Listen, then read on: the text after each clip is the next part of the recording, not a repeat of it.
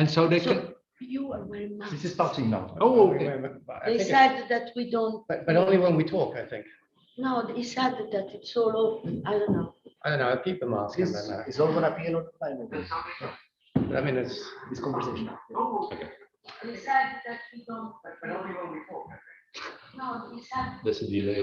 Sorry, cut your live, please. Cut the sound of your live. And that's it. So this is on live, you can start one. Okay, welcome everybody to this event that we have planned as an event of the Bernard Maries Chair.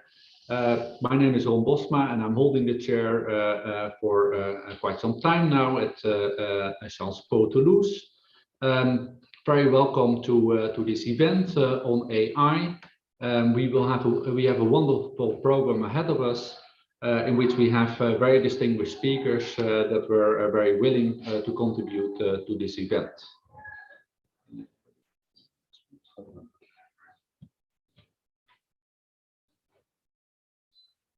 How do we go to the next? You need to select the presentation and then you have to be on the presentation. So, let's take the PowerPoint. Okay.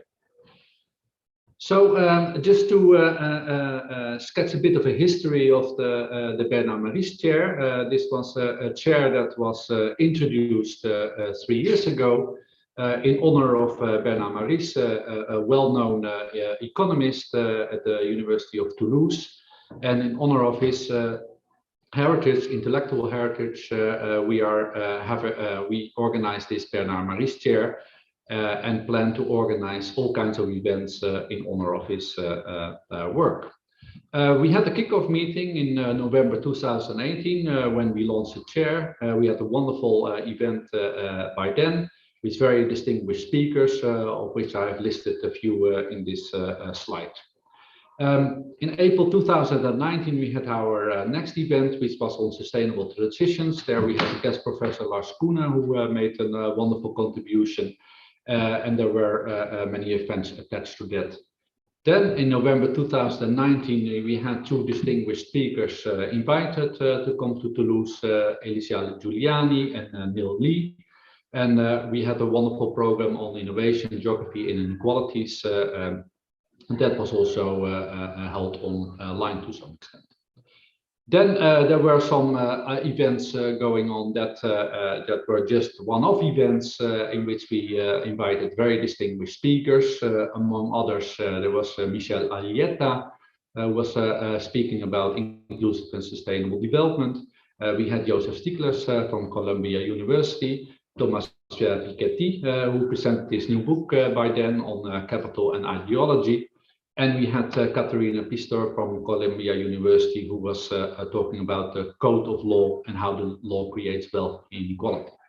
So we had very distinguished speakers touching upon topics that Bernard Maries Chair worked on to a large extent during his career here in Toulouse in order to honor him. We had also a few online events, of course, because as we all know, 1.5 years ago, Corona crisis hit us. And then from then on, we had some online events in which, for example, we had wonderful online events with Andres Rodriguez-Pose in March this year, and with Simona Yamarino, and Peter Berkowitz was a discussant at that time. So this is just to give you a bit of an idea what type of events we already organized in the context of this Bernard Maries Chair. So today we will have a new event to which we are all looking forward. We are very fortunate that we can be physically present in Toulouse, at least the speakers can. Of course, for the rest it is online, but we have them all here. And I would like to introduce them because they are all very distinct speakers on the topic of today, which is on artificial intelligence, new industrial paths, and inclusive growth in regions. So let me first introduce shortly Professor Andres Rodriguez-Pose. He's holding the chair of economic geography at the London School of Economics and Political Science. He used to be the president of the Regional Science Association International. He's currently an editor, I think, of many journals, but one of the most prominent is the journal Economic Geography. Also to mention the honorary doctorate that he got at my university in 2019, which was a wonderful event. And of course, we know Andres very much from his work. He did many seminal publications.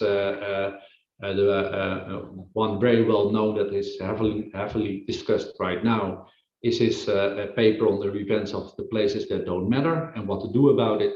So we are very pleased to have Andres here, and he will speak in a few minutes.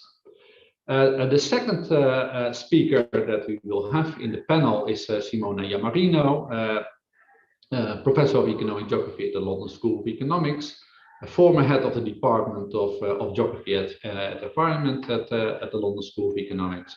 She's also affiliate faculty member at the Gran Sasso Science Institute in L'Aquila in Italy. And among other editorships, he is editor of Journal of Economic Geography since recently. Well, we know all Simona very well, very many publications. Just to mention one is the book that she did with Phil McCann on multinationals and economic geography, which we all are very much familiar with. So we are very pleased to have Simona here. The third speaker of today will be Cesar Hidalgo, Director of the Center for Collective Learning at the newly created Artificial and Natural Intelligence Institute here at the University of Toulouse. He's also visiting professor at the Harvard School for Engineering and Applied Sciences and former head of the Media Lab at MIT. We know all his work very well, many seminal publications, among others on economic complexity and the product space. And he is also very productive in producing books. Just to mention a few, the Atlas of Economic Complexity, published in 2014, Why Information Grows, published in 2015. And just this year, he published his new book on how humans judge machines. So very pleased to have Cesar on board in this event. Then our fourth speaker will be Marjorie-Alain Moulet, who is Head of Research and Development in AI project at the CS Group. That's a major company here in France. And there she is very active on AI. She is also collaborating with Cesar Hidalgo on a program called Acceptable Artificial Intelligence at the Institute of Artificial and Natural Intelligence, also here at the University of Toulouse. And she works, among other things, on inclusive IA programs. So we are very pleased to have her here and to participate in our event. Fifth speaker will be Nicolas Vialet, who is executive head of ANITI, the Institute of Cesar that I just mentioned.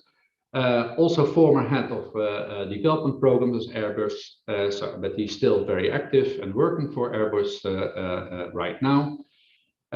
One of his main strengths, among others, is that he's strongly involved in academics and industrial partnerships in the Artificial and Natural Intelligence Institute here at the University of Toulouse. So we're very happy to have him participate because he has a lot to say on this important relationship. And then last but not least, we have Pierre-Alex Balland among the speakers, or at least participating in the panel later today.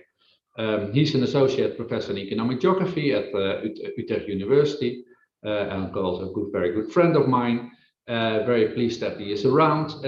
He's also visiting professor here at the Center for Collective Learning at the Artificial and Natural Intelligence Institute. Also member of the ESER Group on Innovation and Digital Transformation at DG Research and Innovation, that is part of the European Commission, in which he is doing a lot of work right now. And well, he is also very well known on many publications on smart specialization policy, complex systems, future city, and more recently on AI and blockchain technologies. So we're very happy to have Pierre-Alex also around, and he's also a native from Toulouse, which although he's the only one of all the panelists who is not introduced remarkably. But we are very pleased to have him online, and he's smiling, I see right now. Okay, very good to have Pierre Alex also. Let's go to the program so that I can stop talking. So we have 2 sessions of 1 hour each today. We divided the program in those 2 sessions. The first session will concentrate on the relationship between artificial intelligence and new industrial paths.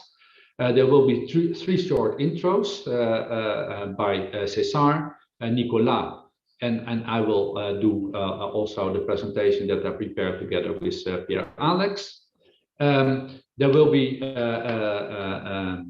time for discussion after. We are asked every speaker to speak not more than 10 minutes each, so there should be sufficient room for discussion. The second session that we will start at 3 p.m. Is on the relationship between artificial intelligence and inclusive growth.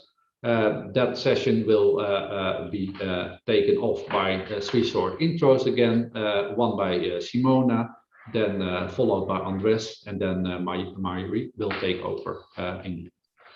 Okay, I'm very much looking forward to the program. As I said, we have an excellent lineup of speakers. I'm also very much looking forward to the discussion.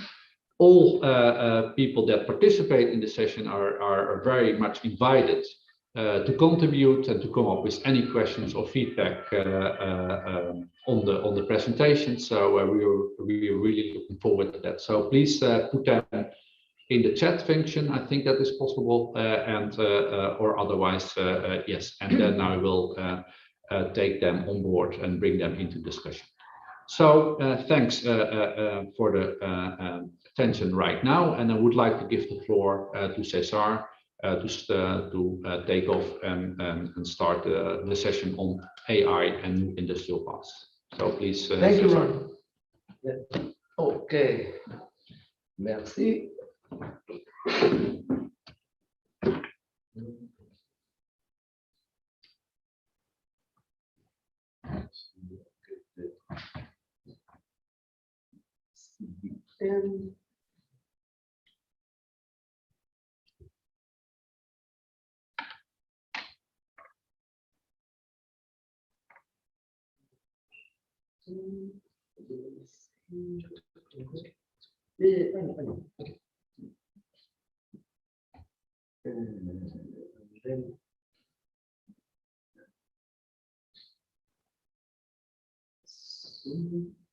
And the full screen in this French Windows computer is, you know, Mon plein écran. À gauche, left, yeah. down, mon plein écran. About here, no. Mon lecture, mon plein écran. Yes. Okay. Okay. Hello, everyone. My name is César Hidalgo, and I run the Center for Collective Learning here at ANIC at the University of Toulouse. And what I'm going to do today is I'm going to try to tell you a little bit about some of the research that we've done in the past using artificial intelligence to understand problems of regional, urban, and national economic development. The question, that we're going to be exploring is, can we use AI to understand national, regional, and urban economic development?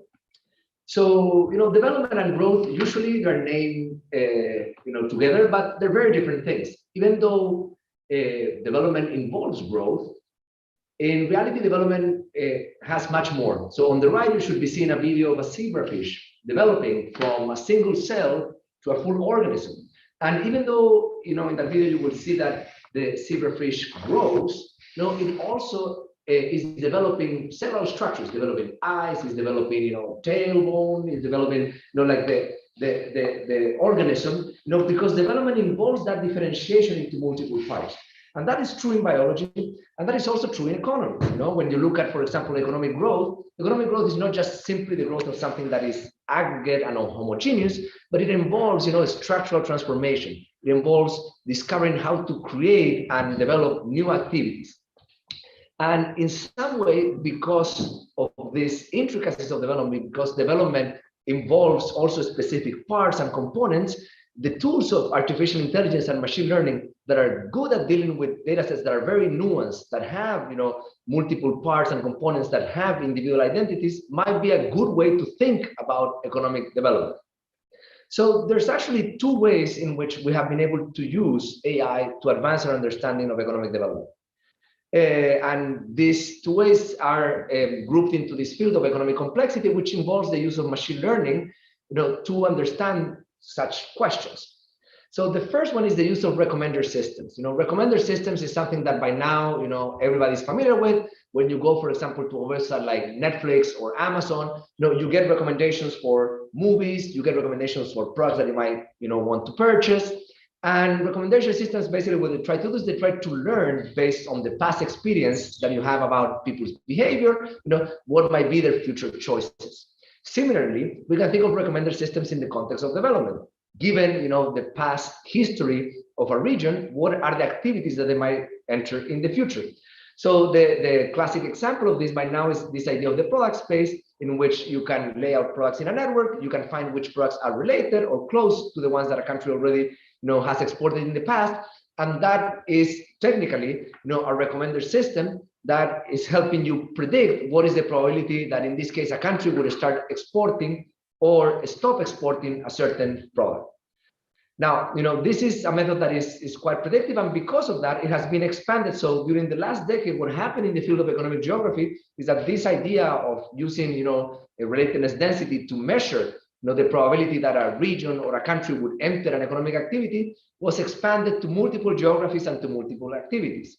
Now, we know that this is not only true for products, it's true for industries when we look at employment or payroll data, it's true for research areas when we look at publication data, it is true for technologies when we look at patent data, and it's true for countries, for regions, for cities. So in 2018, we published a paper with a lot of scholars in this field, many who are in this room, like Pierre Alex and Ron Boschma, but also other people like, you know, Ed Glaser and Quan Franken and Marian Feldman, in which we claimed that this was a principle, you know, a statistical law, you know, that actually governed the probability that a location would enter or exit an activity, and we call this the principle of relatedness. But if you want to bring it to the world of AI, this is just the use of recommender systems to understand the nuances of regional diversification.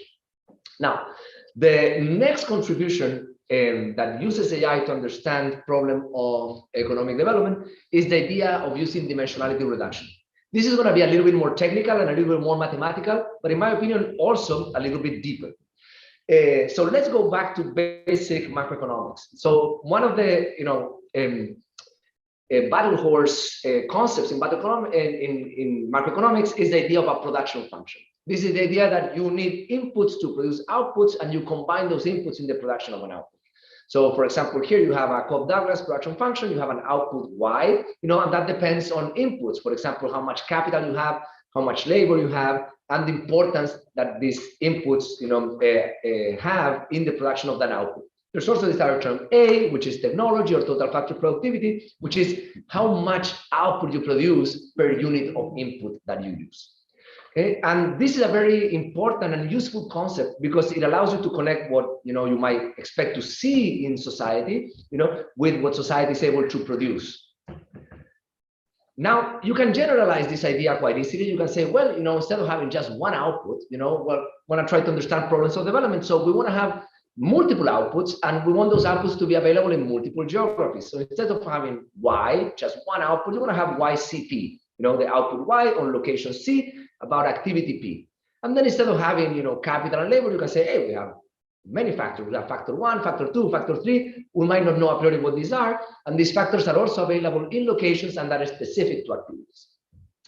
You take the log of that and you're going to get, you know, an additive form, you know. So when you take the logarithm, you're going to get that, you know, the output of a location and activity is going to be a sum of these factors with coefficients. So now you have a linear form, and we're going to see why that is important when we start using machine learning. Because here is where the road divides, you know. The traditional approach has been to assume the nature of those factors. You say, okay, you know, one factor is capital, another factor is labor, another factor is human capital.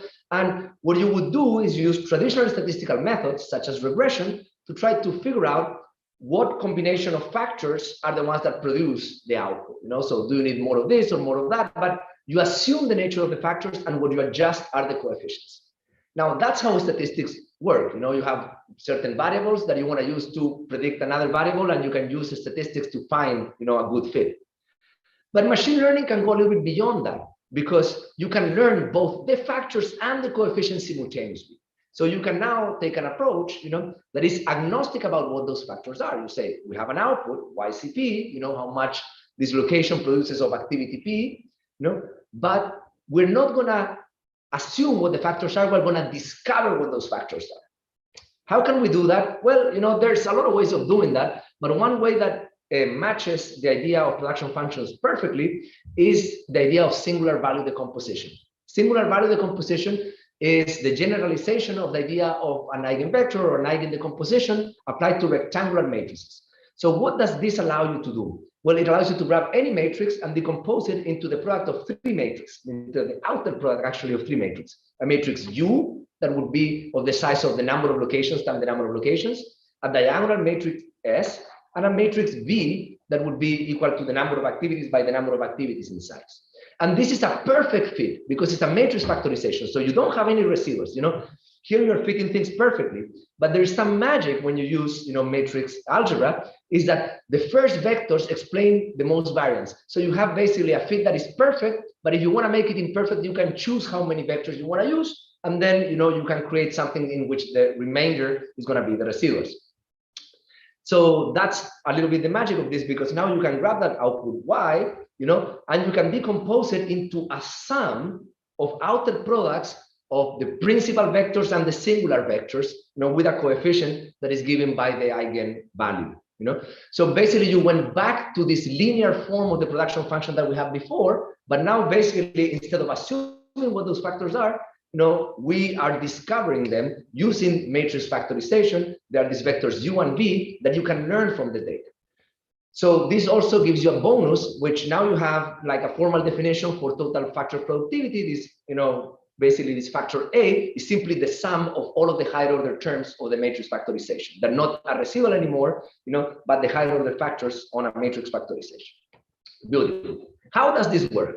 So here we have a matrix, you know, that looks at payroll by industry and location in the United States. It is, you know, a specialization matrix. So I'm using the log of the real comparative advantage of the payroll of each industry and location in the United States. The matrix is on the left, and on the right, you would have the three matrices that you can factor this in, U, S, and V. Okay? Now, you can grab only the first, you know, vector of U and the first vector of V. And if you do that, you can reproduce that matrix, but you're going to reproduce it with, you know, of course, no, it's not going to be a perfect reproduction, but it's going to be a reproduction of that matrix that is going to be guaranteed to be the best possible that you can do with a single factor. So you cannot do a single factor that does a better representation of that matrix than this one. And then you can add the second vector, and you get an approximation that is a little bit better. You get a third vector, fourth vector, and let's say you get 8 vectors. And once you are using 8 vectors, you discover 8 factors that are starting to explain the structure of those matrices quite well. So, you know, the more you go, the better you do. How well do you do? How good is this model? Let's use a matrix that has a form that is easier to identify. So we're going to transform like this image of Mickey Mouse into a matrix, okay? Like at the end of the day, this works for any matrix. It doesn't have to be a matrix of economic specialization. You know? And we can do this with 1 factor, 2 factors, 3 factors, 4 factors. So you can see how we start approximating this, because this is also a technique that you can use to compress images. Yeah, you can transmit 2 vectors, and you know, with that little information, you would transmit the first image. But if you know, show a few more, you can actually get something that starts being more accurate, and you start seeing that around 4 or 5 factors, you have something that is a model. When you go a little bit beyond that, you start overfitting too. You know, you start maybe getting too much detail for maybe what you want. You know, so you want something that is more generalizable, a little bit more abstract, and you see how this works. Here we apply it, for example, to international trade data. It's the same story. We can reproduce this quite well. And you can see now that this is related to the idea of economic complexity. So for instance, here on the left, I show the vector of, you know, economic complexity values for countries. You know, and on the right, I show the first 4 vectors of the singular value decomposition. The first vector, where you see USA there on top in blue, is a vector that is very much related to size. But for example, the third vector starts to capture things that are very related to knowledge intensity. These are vectors in which countries like Switzerland, Sweden, or Japan that are relatively small in size score very high. And the economic complexity index is technically a principal component, of a row and column normalized matrix, and it's highly related to the singular value decomposition. So basically, what we are saying here is that these ideas are completely compatible with the idea of production function that exists in economics. But the difference is that instead of assuming what these factors are, we learn them from the data, and that gives us, like a flexibility and to me also like a depth, to the theory. The economic complexity index is an index that is quite popular. We publish it every year on the Observatory of Economic Complexity. We have extended it to smaller geographies. And it's popular because it has some interesting properties. For instance, the economic complexity index is known to predict economic growth. I participated on that literature. There's a lot of people that has participated on that literature too. And now there is vast, evidence that economic complexity predicts future economic growth.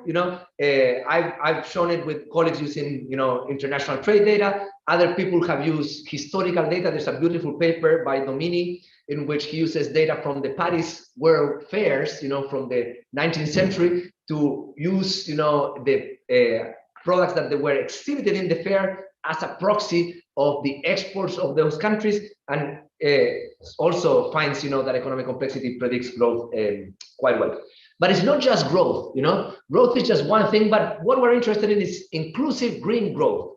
And we have good news because over the last decade, the research on this area has focused on these other aspects as well. So in 2017, we showed that economic complexity was also a variable that was very good at explaining variations in income inequality. There has been a lot of activity on that space too since, and more recently, there has been a lot of papers showing that economic complexity also helps explain variations in emission intensity, meaning that countries that have more sophisticated productive structures, they're not only richer and grow faster, but they do so in a way that it's more inclusive and greener, because this, high complexity activities, in some sense, they not only generate more income, but they also do it in a way that is less emission intense per unit of GDP, and also it's more equal in the way, that is distributed.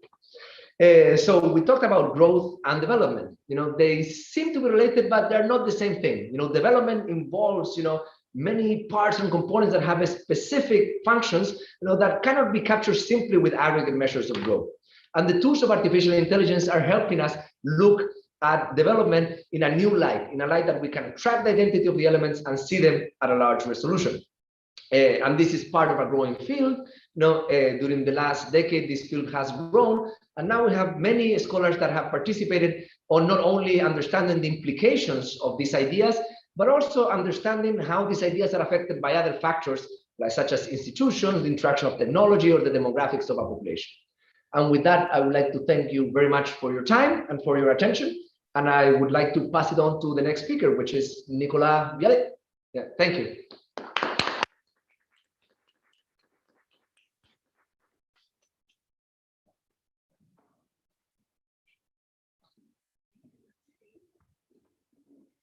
Okay, thank you, Cesar. Hello, everybody. First of all, I would like to thank Ron for the invitation, the opportunities to first hear your talks and participate to this discussion. I'm not a scientist myself. I'm not a researcher. I'm just an engineer with tasked to lead a research institute in Toulouse dedicated to AI, which has been newly created, at least quite recently, 2 years ago, to help the development of AI in France, but not only, I would say, high-level scientific development of AI, but to ensure or to participate to growth of economics thanks to AI and thanks to the progress of AI in research. So this is one of our main missions given by our government, basically to transform research results into real facts in economies to help companies to grow. So it's very interesting to see what Cesar can do to predict growth based on different inputs. Our role in NET is to try to make this growth prediction real, actual. And this is not an easy thing because there's no such clear methods to do it. And we have to face a very wide diversity of situation among the different companies, which could be helped or could be impacted by AI or to use AI to develop themselves. And we need to adapt to this diversity. For example, on one end, we have very structured companies with very knowledgeable people. We are able to tackle the challenges of high skill AI, I would say. We are able to use very powerful AI to develop new products and new services. And what we are looking for is the help of high-level scientists, high-level researchers to help them to push forward the state of the art, to be able to innovate more and propose new products and new services for new markets. So this is one of the actions we are making. We are trying to make the link with them through a research collaboration and partnership with them. It's quite easy to work with these kind of companies, and it's quite easy to accompany their development and their innovation development. On the other side of the spectrum, we have a lot of small companies usually who are not at all skilled in AI, but they feel they have to jump in the train because if they don't do that, they will be lost and they will lose all their competitiveness. So they have to go there, they have to use AI, but they don't know how, they don't know why, basically, instead of this is the thing to do.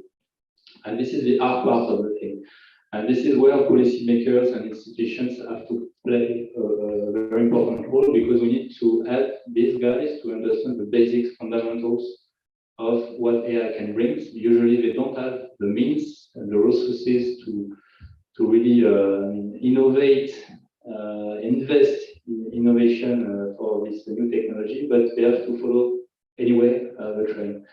I would be very happy if during the discussion you have some ideas on a way to better administrate this relationship between academics and this kind of companies. We don't need for high-level science to progress, but they just need to be more aware of a way to progress. And we are suffering of a lack of metrics to convince them that they have to invest in this technology. So I think the kind of work you are making, Cesar, could be quite helpful, but to help them to convince them that they have to make an effort in terms of investment to use this kind of technology to innovate. We need metrics, and today we don't. In the middle of the spectrum, we have companies which are a bit more mature than the other ones, but we cannot invest a lot anyway. And what they want to do, they want to simply use artificial intelligence to increase their productivity in their own internal processes. And what they need is not rocket science. They need people, only people who have the right skills to develop simple solutions with, I would say, low-level technologies, but high enough to improve their processes. And this is one of the actions we are currently pursuing. We develop trainings to help them to find the right skills to do so. The main difficulty is that it's a massive need. It's not just a matter of having one specialist, it's a matter of finding many people with a reasonably who are reasonably skilled in AI, but not too much, but they were also the knowledge of the company itself and the processes, internal processes of the company. And this is also one of the main challenges we are currently trying to tackle within NET to help this kind of company. It is a long journey, for sure. this requires the energy of many people, many institutions, political people, academics, and also people from the industry to make it happen and to make this growth prediction real.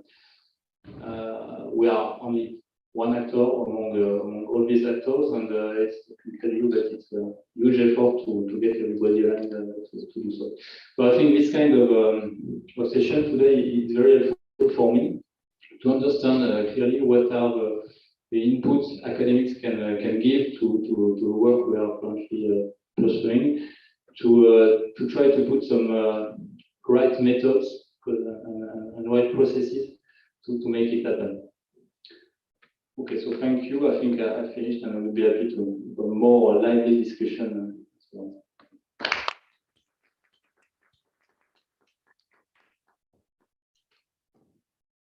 Where's the laptop?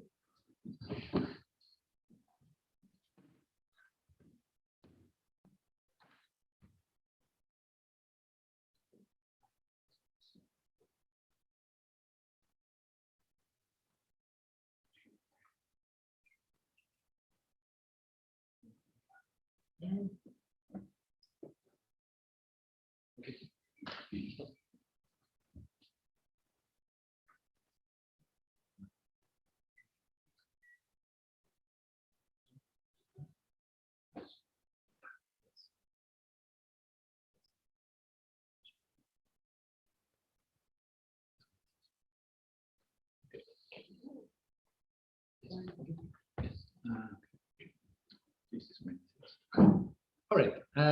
Thanks very much, Nicolas, for your very interesting contribution. I will now take over and have a short presentation on the geography of AI, which I prepared together with Pierre-Alex Balland. We will just present a few empirical findings that we got out of a number of research projects, most of them in collaboration with the European Commission.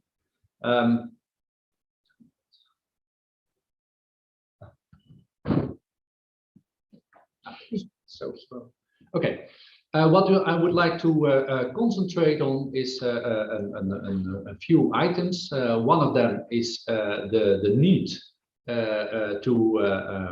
of regions to continuously reinvent themselves, because that is an absolute prerequisite to secure long-term economic development. And we have done a lot of research to see and find out to what extent regions have capabilities to do so. So in particular, we have looked at the need to identify diversification opportunities that might upgrade the economies of regions. And we have looked at a number of issues there. First of all, to what extent regions have relevant capabilities to move into new economic activities, and artificial intelligence may be one of those activities. And we also have looked in one particular project on to what extent they also score high on scientific capabilities that might indeed matter in order to develop AI activities in a region. The second issue that we look at this kind of project is also to what extent regions are capable of moving into more complex activities, right? César already talked a lot about that, that indeed it matters when you're capable of moving into more complex economies, because that might bring all kinds of economic benefits in terms of growth, in terms of greening of our economies that César was also addressing.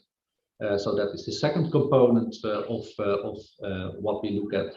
And the third component is to see to what extent regions also have the capability to connect to other regions, which might provide capabilities that are complementary to the capabilities that are present in the region in order to participate in new AI development. So what we look at, especially at the nature of interregional linkages that regions have, and to what extent those can be helpful in order to move regions into new directions, and in this case, artificial intelligence. First of all, just to set the scene, just take a more international perspective. We look at what is the patent activity going on in artificial intelligence if we look at countries globally. And here we have just a slide that was just constructed by Pierre Alex in a very recent project in which he investigated the period 2005 to 2018. So it's quite a long period, and there you can see already remarkable developments. What is first striking that we can see in this figure is the increasing importance of China. And indeed, in the last year, in 2018, we can actually see that China has taken over the US in terms of patenting activities in AI. Although the US is still also doing relatively well, but what also is striking is that Europe is a bit behind. And to an increasing extent in more recent years. But there are, of course, major differences within Europe in terms of a number of countries. Germany is doing quite well. My own country, the Netherlands, is also catching up a bit in the most recent years. But here you can see that there are huge differences between European countries. For example, Italy is doing quite poor. In that respect, showing a quite relatively low score. I hope we can see this slide well. Do we see the map? Oh, yes, I guess. Yes, okay, now it works. So now this was at the international level, and we compare different type of countries. In a recent paper that I did with Xiao, a postdoc working at Lund University. In Sweden, and we wanted to see to what extent how the geography of AI looks among European regions, and we are also particularly interested in how the Occitanie region here, where we are right now, scores in that respect, not only in absolute terms but also in relative terms in comparison to other European regions. We could cover quite a long period, starting in the year 1994 till last year 2017. And actually, what you can see is that in the first period, it was quite heavily concentrated, especially in a number of regions in the south of Germany, Bavaria, Oberbayern, and Stuttgart. They scored pretty high in that respect. But also, Occitanie region scored quite high, at least part of it, the west part of Occitanie region, as you can see, in the south of France. But as we move over time, you can actually see that that the pattern becomes a bit more diffused. But still, in the last period, you can actually see that there are a few strongholds in AI in Europe. The most active regions in that respect are the Île-de-France region, the Paris region, the Stuttgart region, and Oberbayern. And the region of North Brabant in the Netherlands. And Occitanie has fallen a bit back as compared to the first period, but still has a kind of average position in the geographical landscape on AI in Europe. So if we zoom into the potential of Occitania region to develop AI, we used the type of concepts that César was talking about previously. So we map here, in this case, it's even in France, so it's good for my French knowledge. Here we have a few technologies, as you can see, intelligence artificielle, which stands for, I think, artificial intelligence, and the yellow bullet. And let me just explain first the figure and what it actually illustrates. The higher the size of the bullet, the more patenting is going on in that particular technology. On the x-axis, there's the degree of relatedness density. So the more relevant capabilities, related capabilities to artificial intelligence are present in a region, the higher it would score on this measure of relatedness density. And of course, on the y-axis, you see the degree of complexity of each of those technologies. Well, in this case, we show 4 different types of technologies, but we are, for this particular workshop, we are interested in artificial intelligence. And as you can see, and it came a bit of a surprise to me myself, I must admit, is that Occitania region scores not that high on relatedness density.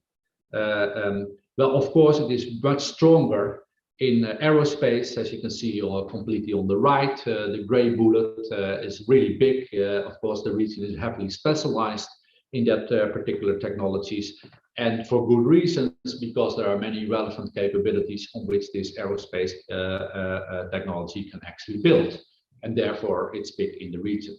And which is good for the region, it's a highly complex technology, and therefore if you are policymakers, then of course this type of graphs can be very informative in terms of, yeah, where should you set your priorities? Where do you want to go? In what kind of direction do you want to move in the near future? And then you can look at the different technologies and which one provides more opportunities in terms of related technologies present in the region and a degree of complexity that those industries, those technologies represent. What's also important is not just look at the technological capabilities in general and to what extent they can provide a strong basis for the development of AI technologies, but what we also looked at another project we did for the European Union, for the European Commission, is to what extent there are scientific capabilities present in regions on which regions could build to move into new technologies.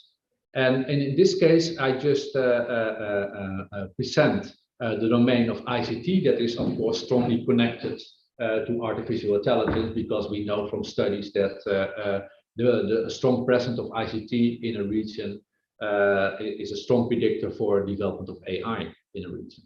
And as you can see, actually, we make a distinction between four types of regions. Strongholds, which means those represent regions that score high on scientific capabilities and technological capabilities at the same time. So there is a match between the two types of capabilities. The one is not going without the other.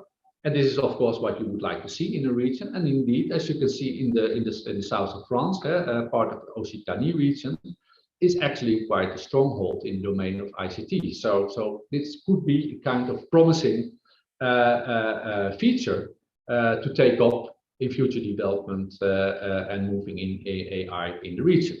And as you can see, it is very different from many other regions in Europe. For example, we also identify regions that are scientific leaders, so they have strong scientific capabilities with ICT, but those are not matched at all in terms of the technological capabilities in in the same domain. So, and that has been captured in this study by looking at patenting activities in those domains. Interesting to see, and always Germany scores pretty high in these type of regions, is the technological leaders, right? So they have strong technological capabilities in ICT, but that are not matched at all by strong scientific capabilities, which I think is a very interesting case. And many German regions seem to perform like that. So you can hardly see any scientific leaders in Germany that are just strong in scientific capabilities in ICT, but not but that is not matched by the same level of technological capabilities in Germany. The last issue I want to look at is to what extent the importance of interregional linkages, as I said in the introduction. It might be the case that a region in Europe does not have very strong capabilities to develop AI, but might still connect to other regions in order to get access to capabilities that are required to develop AI, but that are missing in the region itself. So here we just put the example of the Occitanie region again. And so those have no value. And those are the two regions in the south of France that represent the Occitanie region. And now we are looking at what type of regions in Europe could really provide access to capabilities that are missing in the Occitanie region, but that are present in other European regions, and the Occitanie region could connect to in order to develop artificial intelligence. So that is what this map is showing, right? So this could be very, very relevant for policymakers, because And two, there are quite a number of French regions, like the Ile-de-France region, the Paris region, but also Brittany, and some regions in the southeast of France that really score high on this type of capabilities that are needed to develop AI, but that are lacking in the Occitania region. So you could already have a national policy that could support development of AI in the Occitania region just by connecting to those 4 French regions I talked about before. But you could, of course, also think about establishing those interregional linkages more at the European scale. And here, this type of maps then provide quite useful information, to which regions you should connect.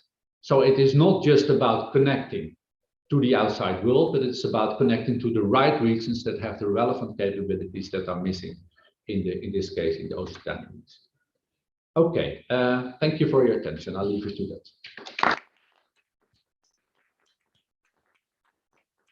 And sorry, now take the floor again. You might be bored by hearing me all the time, but I would now like to open the floor for the first discussion that we will have. We run a bit out of time, to be honest, because the whole event will only last till 4 o'clock, but we have, let's say, about 10 minutes or so to take up the discussion.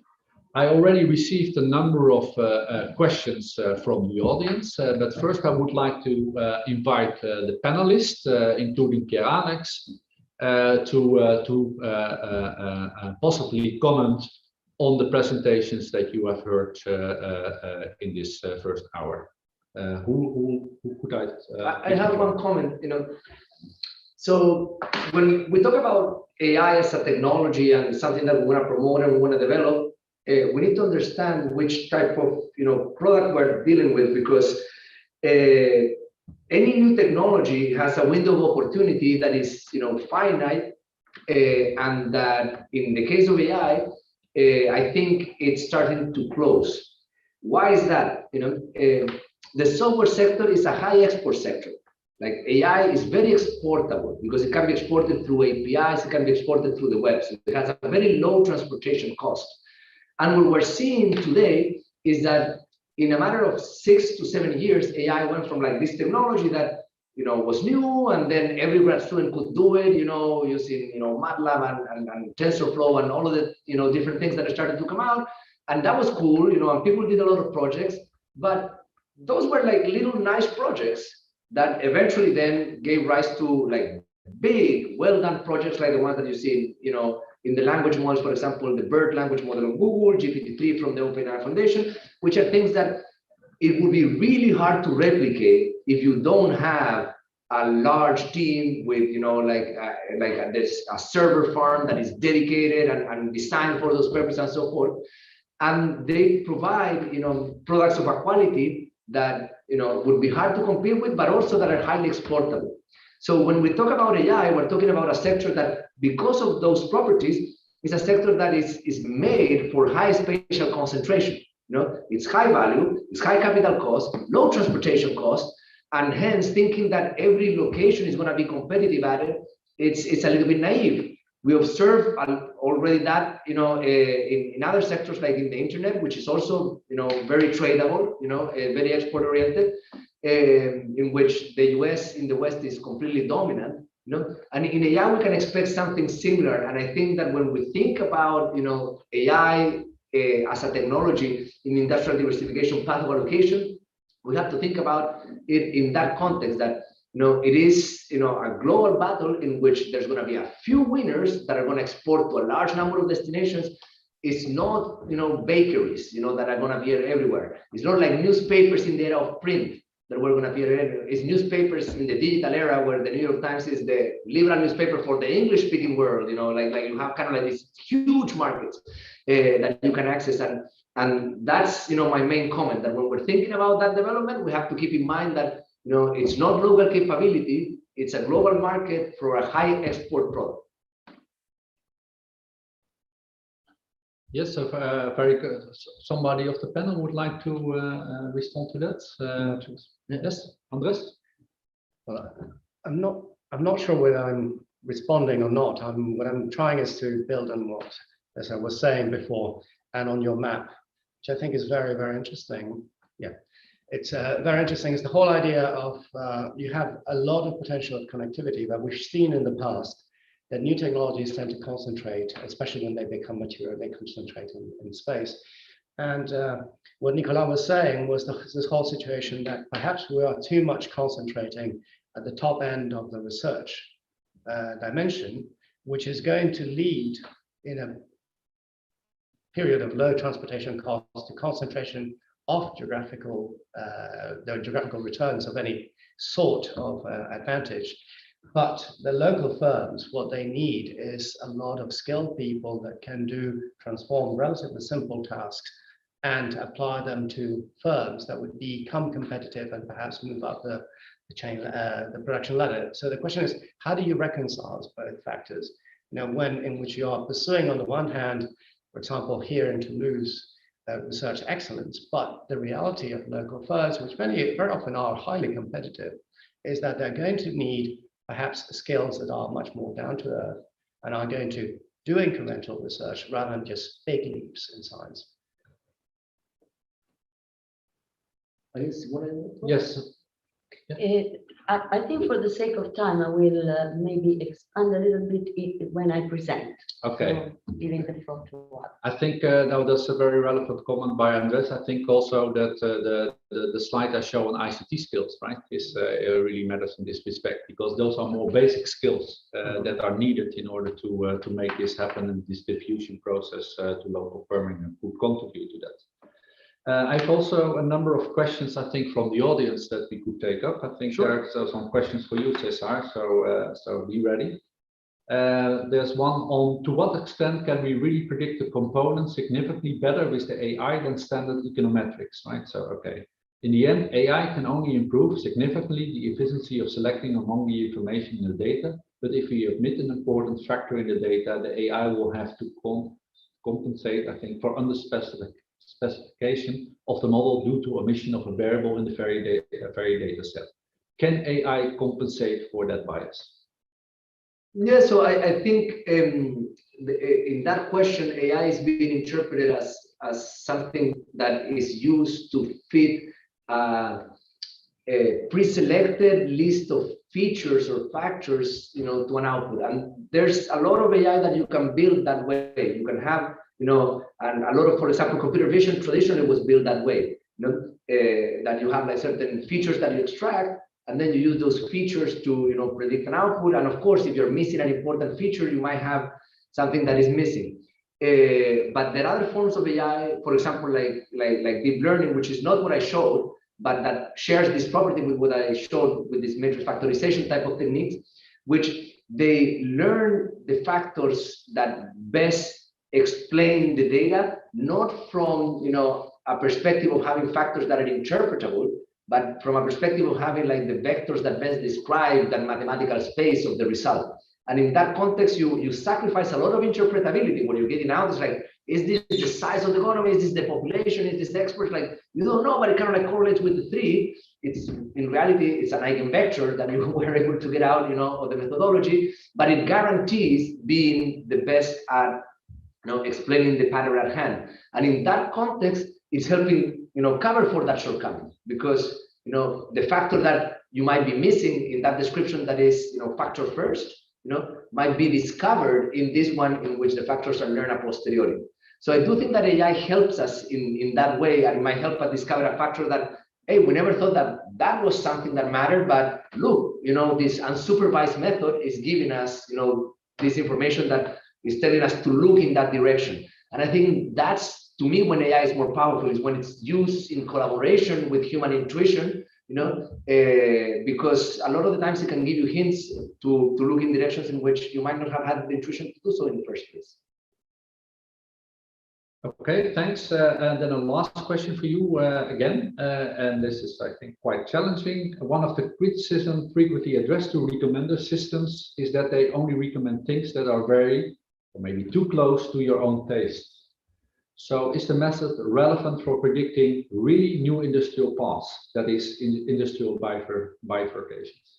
Yeah, so the recommender system clearly is going to recommend what are the things that you are more likely to be successful at, and those, of course, would be like the ones that are close to your taste. So in a place like Toulouse that has aerospace, the recommendations would be around that aerospace sector, because the presence of these other industries or activities is the one that expresses the fact that there are capabilities that are redeployable within those neighbors.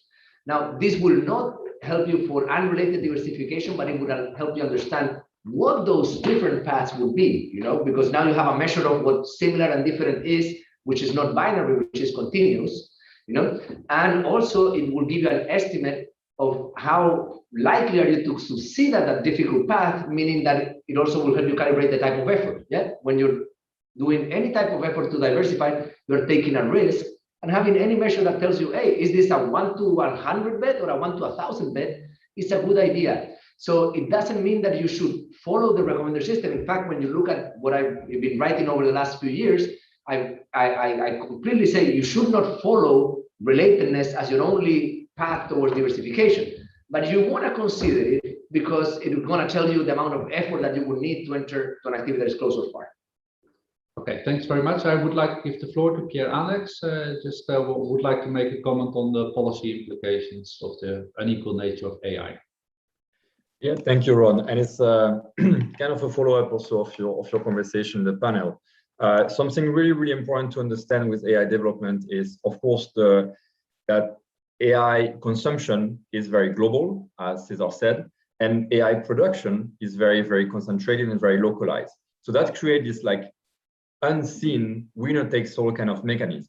But there is something that builds on top of that, which is network effects. So the way AI works in recommendation system is if there is a slight different, like a little bit of a technological advantage in one of the technology, basically the recommendation gets a little bit better, which means you attract more customers. If you attract more customers, you have access to more data. And if you have more data, of course, you predict better. So like a small, very tiny initial comparative advantage in a technological design, eventually after many iterations, grows into like another winner-takes-all kind of effect from a technological perspective. So that creates this world where, if you look at the top AI companies, you basically have about 7 or 8 in the world that, have like the very strong market concentration, but also they attract talent, they attract more capital, they attract more research investment. So basically we have this kind of completely crazy unequal world, and it really makes you think about what are the kind of policy initiatives. And I don't think the window has truly closed, but one thing that you see is that eventually you have the world of the US and China in AI.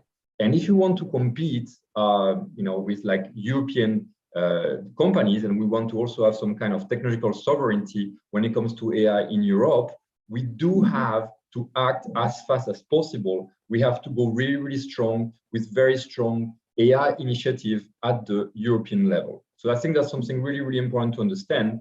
We're not competing between European regions, we're competing at the global scale. And the only way we can scale this technology is by integrating forces in Europe and have them, kind of combine to have the scale and the data access we need to actually create these AI champions in Europe. Because as we know, because the global markets, the impact of AI, the way that the different type of AI are designed, the ethical consideration, basically will have impact in different parts of the world.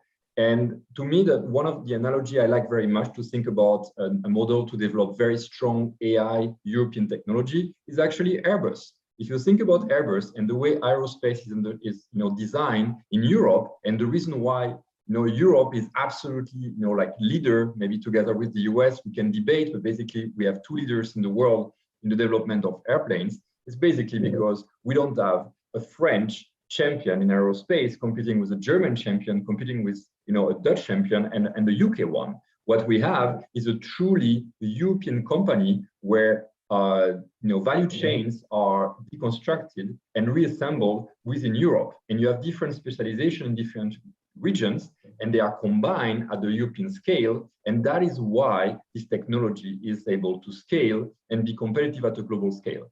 And that's the vision that we need to have, and we need to stop being divided and having like different type of French AI strategy, German AI strategy. Every country in Europe has an AI strategy. But what we need is truly an integrated AI strategy for Europe if we want to compete at the global scale, because of all the reasons we discussed so far.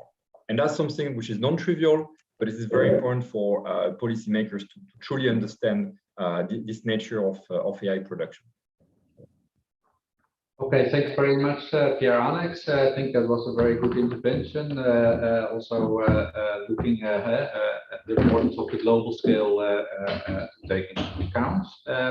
Okay, I think we have to come to a close as far as the first session is concerned, but we will. The good news is that we will immediately continue with the second session, which will focus more on artificial intelligence and inclusive growth, because there has been many publications and many reports that raise some concerns in terms of possible implications of AI on issues like inequalities, gender issues, etc. So we are very pleased to have some excellent speakers that will also contribute to this particular session. As I said in my introduction, there will be 3 short intros again, and I would first like to give the floor to Simona Iammarino, who will kick off this second session. So please, Simona, the floor is yours. Thank you very much. Thank you very much, everybody, for having me here. And this is very exciting. And I want to start by saying that AI is very new, and at the same time is nothing new, because if we go back to the theory of technological change and innovation, we know a lot of things. As usual, we should somehow learn from history. So starting from the history of technology, right? I mean, authors like Rosenberg, but I mean, I have here reported Nelson and Winter and many others. We know that the evolution of firms, industries, and places obviously goes according to the properties of the process through which firms innovate. And in fact, this was also reminded to us from Nicolas. So there are some basic conditions, okay? Appropriability of the returns to innovation, the opportunities, so the probability given a certain investment that you are actually innovating, that are governed by paradigms. Degree of cumulativeness, so I mean how much the past trajectories actually influence the possibility of investment, successful investment in innovation, and characteristic of the knowledge base. Now, a technological paradigm, we have this from Giovanni Dosi, widespread cluster of innovation that represent a sort of response to a related set of technological problems, so societal challenges, okay? And in fact, the techno-socioeconomic paradigm is maybe a better version of that. We owe this to the work of Freeman and Carlota Perez, where a constellation of technological paradigm nowadays, more and more a constellation, and not only one, that is rooted in general purpose technologies, in the past background engineering, mechanical methods, electronic and ICT was the previous one, possibly AI,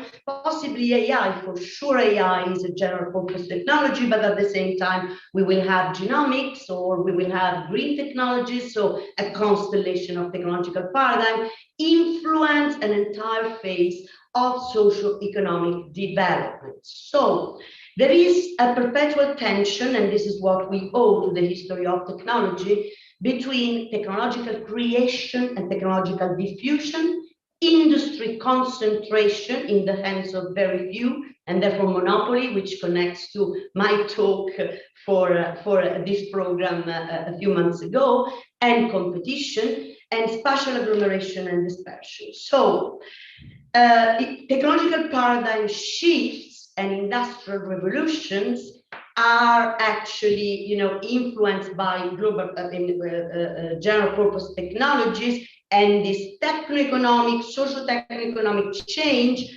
impose on the world economy a new structure of dependencies, interdependencies, complementarity across activities, powers, institutions, and space. therefore inevitably spurring individual and territorial inequality. This is not new under the sun. And here, I mean, we are in Toulouse, so obviously, you know, the example of this interaction between technological change and global division of labor, changing modes of international production are quite clear, I mean, in the aerospace industry. So now, who are the winning of the artificial intelligence race so far? It was interesting before Cesar was already saying AI windows of opportunity are already closing, right? It was interesting to hear that ICT is now called basics, okay? So these windows of opportunities are already closing in terms of creation. Is this the case? Well, let's be very careful. Let's think about AI in terms of history and look at what ICT has brought to us, right? Platform monopoly, the same platform monopolies are actually still now, right now, the big investor in AI. And therefore, with a system of property rights as it is now, we will end up in even more concentration, not only industry concentration, but geographical agglomeration, which is quite evident from the maps of Ron, where we know, I mean, you know, the winners are Ile-de-France, Stuttgart, Bayern. Well, they were the winner before, right? So, I mean, this can become even worse. So, an AI-based paradigm, but probably not the only one, probably interacting more and more green technologies we know are also another paradigm, new modes of global division of labor. And these two, the regional impact of this transformation is brought about by this interaction. So we need to explain this new techno-socioeconomic paradigm and this shift by stressing its systemic consequences on inequality at both individual and territorial level, rather than focusing, and probably too much in policy making nowadays, on the effects on productivity dynamics, capital accumulation, and innovative activities intended, as usual, as R&D investment. So it is important to look at this shift and at, you know, this new technology waves in combination with this new modes of production. Therefore, inflows, outflows of asset, knowledge, capabilities, expertise in each region towards and from the rest of the world. Why? Because it's all this combination that actually changes the regional economic and institutional advantages. Ron was mentioning before, we need to connect some regions that are weaker to other regions. Yes, but the consideration of this connectivity, if we look at the subnational level, even in a context like that, the European Union, where we have massive databases, is still very poor. We don't know anything about global production networks, global value chain, foreign direct investment. It remains a missing strategy, and it remains a missing strategy also in the most recent smart specialization strategies. So let's have an example for it. Yeah, I mean, we have the Midi-Pyrénées region, which is the specific region we are now. This is just very simple data that I downloaded from FDI Market Financial Times database, cumulative inflows and outflows between 2003 and 2017. We see that the Midi-Pyrénées region account for 3% of the national total inward FDI. It accounts for 4.1% of GDP, so it's lower, okay, compared to its contribution to the GDP economy in France, and only 0.4% of total national OFDI.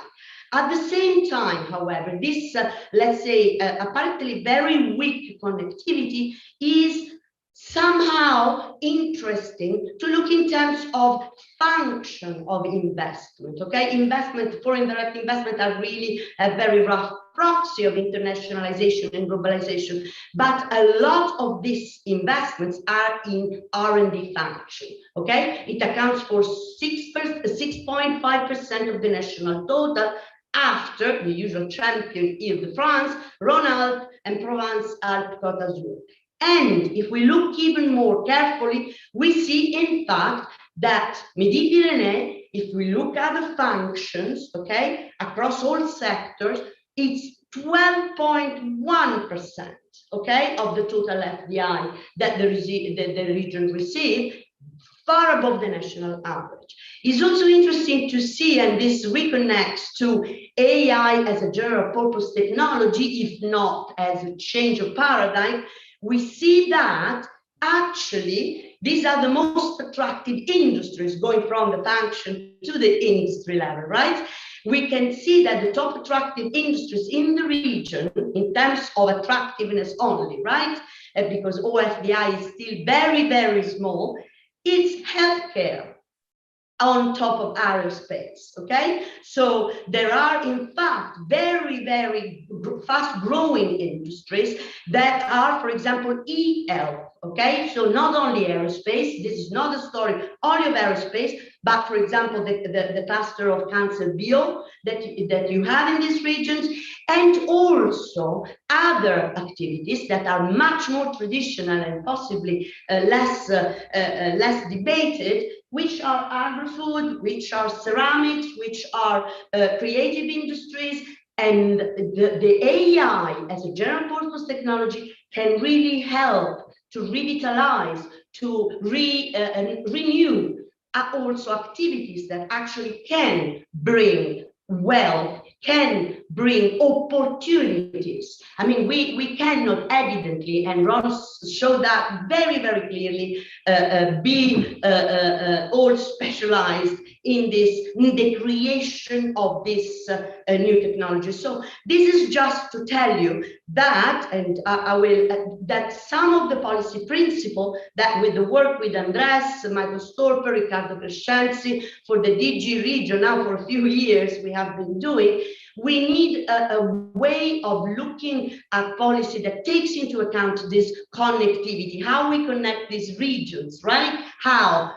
Territorial differentiation, because both core and periphery have periphery and cores inside, and across and within region. Integration of these silos, inward and outward flows, is, you know, overcoming these new forms of mercantilism or protectionism. Oh yes, we have to be all attractive, but we don't want our firms to become international. Attention to sectoral and functional features of foreign direct investment, because industry matters, function matters even more.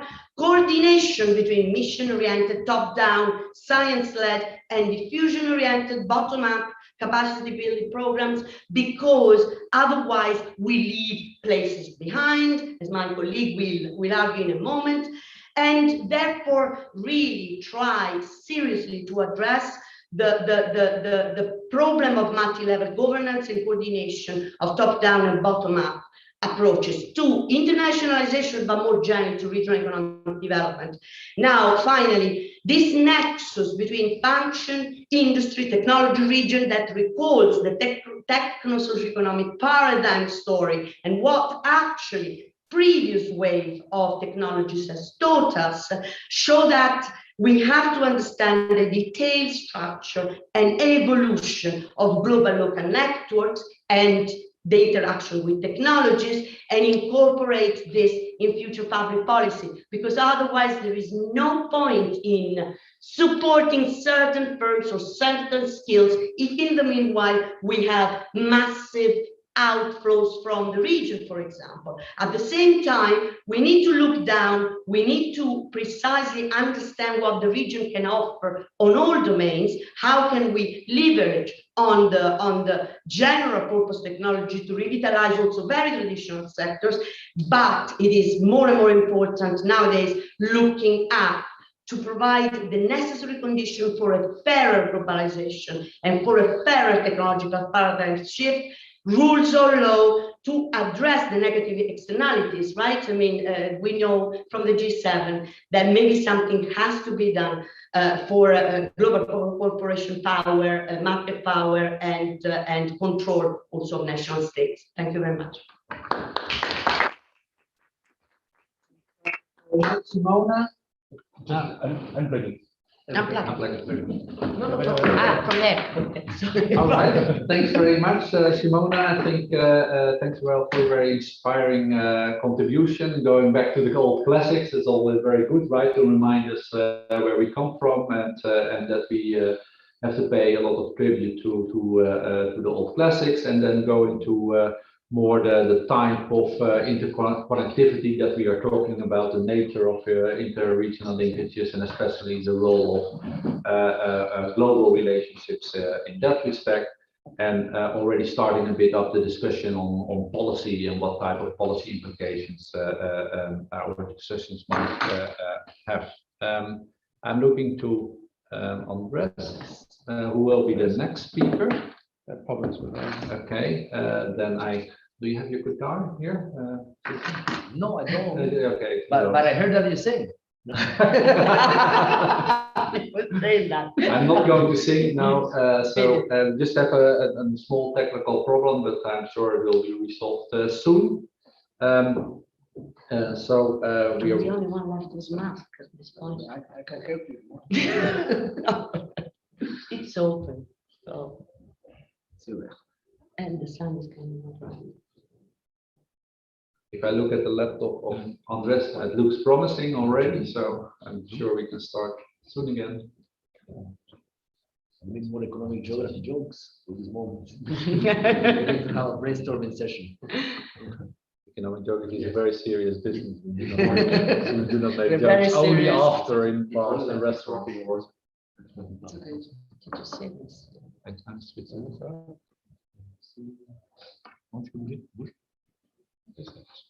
Okay. Okay.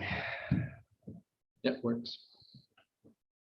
Technical problems resolved, so thank you very much, and thank you very much for inviting me. I'm going to talk about the role of artificial intelligence as part of this overwhelming transformation that we're seeing within the production system. So I'm going to try to look into the implications of this new industrial model. So I said we have an old economy that has been transformed into a new economy, and it's driven by a factor like, for example, artificial intelligence, but together with other factors like, for example, the digitization of the system, and of course, globalization and increase in trade, reduction in transportation costs.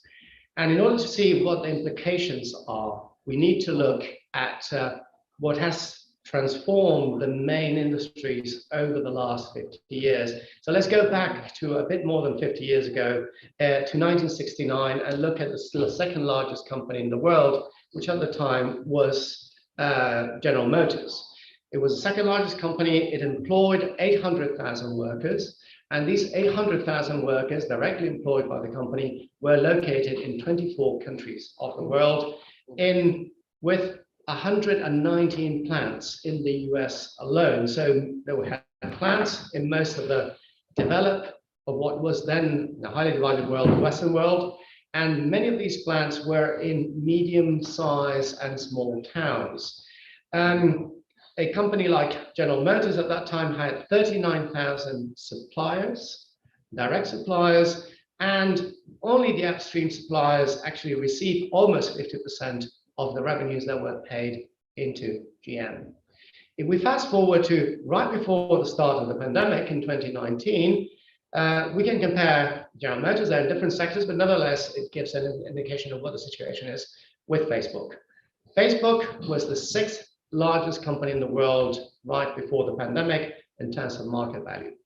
But in contrast, it had only 40,000 workers at that time. And most of those workers were concentrated in the headquarters in the Bay Area in Menlo Park, with very few workers outside of the US, so less than 8,000 workers located outside the US. And this is important, the average profit per worker in comparison to GM was 53 times higher, in terms of cost, constant dollars. So the revenue per employee, the benefit per employee was far larger than anything we saw before. This is something that can be translated today in sectors that are highly comparable. We're seeing from the pandemic that there's a retail crisis, and it's something that colleagues, some of my colleagues like Richard Florida, even before the pandemic, were talking about a retail apocalypse. In terms of just the European Union, in the old economy, just in 2018, 2019, 15% of the European workforce were concentrated in the retail sector, wholesale and small retail. That was 32.3 million people in Europe. Now, many of us are shopping mostly online, and that is dominated by a company which is called Amazon, which has a lot of wonderful features, but that right before the pandemic employed 800,000 workers globally. Now, because of the big expansion during the pandemic, has just gone over 1 million, but nevertheless, it had a growth rate before the pandemic that was 29% in 2019, when the retail sector in Europe was stalling. We don't have the figures for 2020. It's starting to come out for certain countries. But for example, just for the case of Norway, a country that has no Amazon system within the country, Amazon there and all online retail grew by 40% in 2020, when there was a decline in local retail shopping. So you're seeing where we are, where I'm taking you already, in which what we have is a system in which there's a huge change in the production system, in the technology, and this in principle should not be bad. Why? Because we have been told by past changes that technological revolutions, that large innovation in the long run are going to generate more opportunities for all and more jobs. But of course, this is the long run and there's a transition period. And of course, the problem is that we were preparing ourselves, we were bracing ourselves for already a relatively quick and rapid transition period, because the technological cycles are becoming smaller and smaller. The problem is that the pandemic has massively accelerated that. And what we thought was going to happen over the next 2 decades, with a horizon in 2040, 2030, 2040, sometimes in 2050, has happened overnight in 2020. So we might have this reaction. I'm no Luddite. It's not that we should go against technological progress, but we have had that technology is going to create a very rapid transition in which probably very few are going to make significant benefits, and without any sort of time to adapt, the rest of the economy is going to suffer, with a lot of jobs being lost, not just at the bottom of the pyramid, which has been the traditional sector that has suffered the most, but also at the middle of the pyramid. We're seeing how this technological transition is affecting taxi drivers, but not just taxi drivers. It's putting jobs in retail at risk, but it's also putting jobs for people that are traditionally highly qualified, like translators, like interpreters.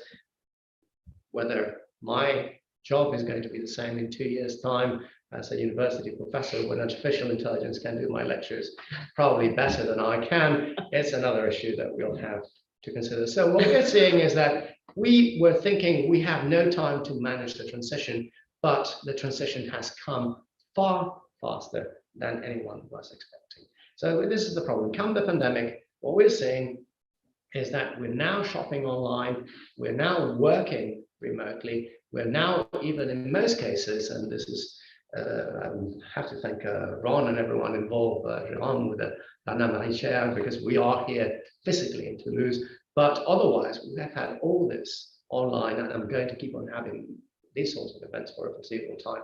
And of course, then also our leisure activities, our personal relationships are going to have be transformed for quite some time, and that has implications. This is a picture from last year in a British city here at the bottom, and you can see the boarded shops because they can simply no longer compete. And of course, how are we going to adapt for that transition? The empty offices, Many people are going to go back to the offices, but what we are sure, and we know what percentage, is going to be a mixed system in which we're going to be 40, 50%, 60%, perhaps 20%, perhaps nothing, or perhaps 100% in some cases in the office, but we're going to need less office space. And that's going to have implications. We're going to have implications for quite a lot of people working. And probably there's going to be a transformation of our leisure over this time. And that has serious implications at both interpersonal and interterritorial levels. I put a picture of a fat cat because there are going to be winners, and some of the winners are going to be big winners. So they're going to become real fat cats. And that's good. I mean, it's good that people make money and get rewards for their work. But the problem is how they are distributed. And the problem is that the losers are going to be in the short term, and that's where we manage the transition far greater. And it's not just going to see the people that are destitute, that have got the lowest level of education, etc. We are seeing already the crisis of the, and this is the one that can trigger the revolutions, those that had aspirations, those that had been told that if you get more highly educated, if you work hard, you're going to reap the rewards over time. They might not be reaping in the short term the rewards that they were expected to be reaping, and what we'll have is much greater interpersonal inequality. Both at territorial level, also at the beginning of the pandemic, we were saying now we're all going to work remotely, we're going to go into Zoom towns, and you'll have some places you can do all the work from wherever we want in the world, and that's going to happen to a certain extent. But the problem with Zoom towns, for example, in the US, is that they're always the exception, not the rule. For every Zoom town, you have 20 towns that are losing out. So this idea that, yes, in a country like France, where economic activity has been mostly concentrated over the last 4 decades in Paris and around the Ile-de-France, and I think that Simona had nice data in that respect just a moment ago, this idea that now with new technologies and this revolution, we're going to be able to do cutting edge work from wherever in France is probably not going to happen. As I was saying before, we're going to see once this technology matures, they tend to be concentrated in places that were always successful. So we're going to see probably a few cities taking off and benefiting, but the majority are going to suffer. And there's probably the division that we were seeing in recent decades between winner-takes-all cities doing very well and a lot of medium-sized small towns, rural areas in the northeast of France, in the southeast of France, and parts of central France that we're losing out, probably is going to remain the same, if not become starker. And probably there are going to be changes within our cities. At the moment, we're seeing that perhaps as a result of this, people that are close to the office but probably live in the suburbs might be better off. The city centers, at least in the short term, may suffer more, and we need to rethink the way we see our cities. So the point that I wanted to highlight here is that there's a seed with a change in paradigm that Simona just mentioned in the production system that would lead to greater prosperity over time. It would also lead to greater employment and greater opportunities and greater wealth and well-being. But we have to manage the transition. And we thought we had a bit of time. We already knew we had virtually no time, but we thought we had much more time. We don't seem to have time at the moment. And this is likely to lead to a situation in which the transition is going to accumulate wealth, but is not going to be accompanied by at least short and medium term social, economic, and environmental justice. And that is going to accelerate conflict. Conflict that we already had before the pandemic, in which you had winners, that's a picture of Paris over there, but you also had significant consequences of rising discontent after 3 decades or 4 decades of polarization. You had the rise of, on both sides of the Atlantic, but also in other parts of the world, of discontent that was translated into anti-system parties, and in some cases into violence. Now the impact is going to be even more unequal. And without that social and economic justice, we might end up with empty towns everywhere and with much greater discontent that can lead to revolutions in many ways. Because we all know that revolutions don't happen when you have a deep crisis. They happen when the recovery starts, and the recovery is very unequal.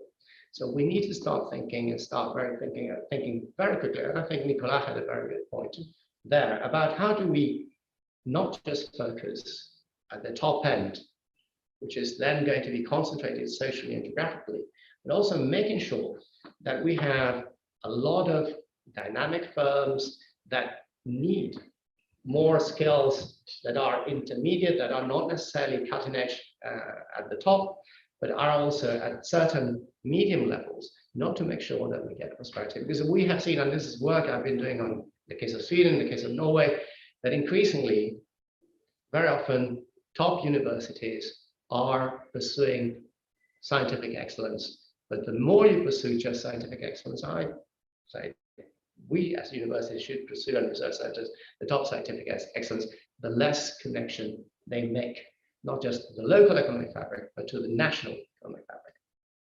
And that creates significant problems. So we need to combine both pursuing scientific excellence with making sure that our centers that are producing knowledge make sure that that knowledge can be adapted and adapted quickly to making sure that that production is used in a social way, creating employment that is sustainable and sustainable for all. Thank you very much.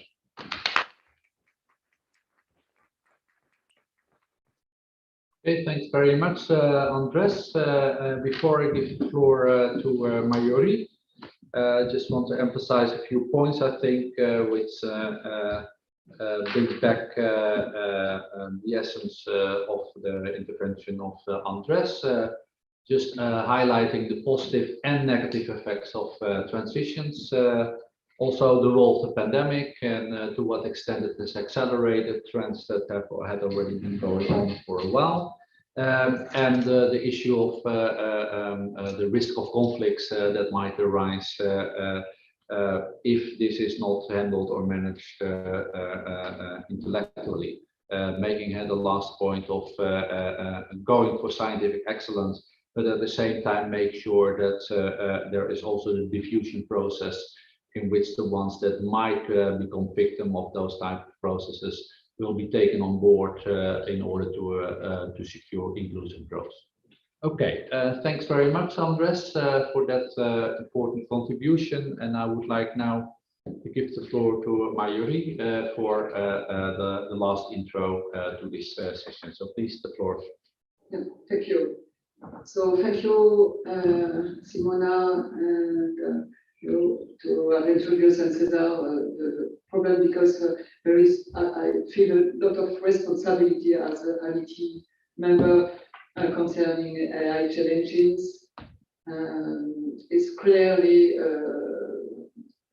the problem we have in front of us to make AI a good opportunity and not a bad way to increase equality and so on. So before to introduce here what we are doing in IIT concerning diversity and especially in particular gender equality, I would like just to explain why we are doing this. Clearly, for addressing these challenges, I think AI, I'm fully convinced that AI will be a solution, but we will need to tackle a lot of challenges. In particular, we need that AI is acceptable, and AI must be the tool for a lot of fields or for a lot of people to have a human more intelligent, not an artificial intelligence, but an intelligence augmented. You know, we want to augment the intelligence of people with AI, not the inverse. But we, I don't know if we are at the end of the growth. I don't know if we are at the end of the research. I think we are at the moment of the beginning of a new research in AI. We have frankly a big step, but there are still new steps to jump. because now we are clearly able to explain what we can do and what we cannot do. In AI, there are a lot of challenges to have acceptable AI, to have robust AI, to have embedded AI, and so on. Concerning robust AI, there is another difficulty, which is that AI, we know it for the data set from AI is learning from, for instance, but not only that. We know that AI is tending to reproduce biases. We have all cognitive biases. We have discussed about hiring people, how education have a criterion to select students and so on. And this selection is done for the moment by human. And the selection is biased. And the consequence we discussed with Jérôme for Sciences Po, we have quite the same public in the students. Why? We must ask ourselves why. And we will have a solution why AI risks to do the same thing.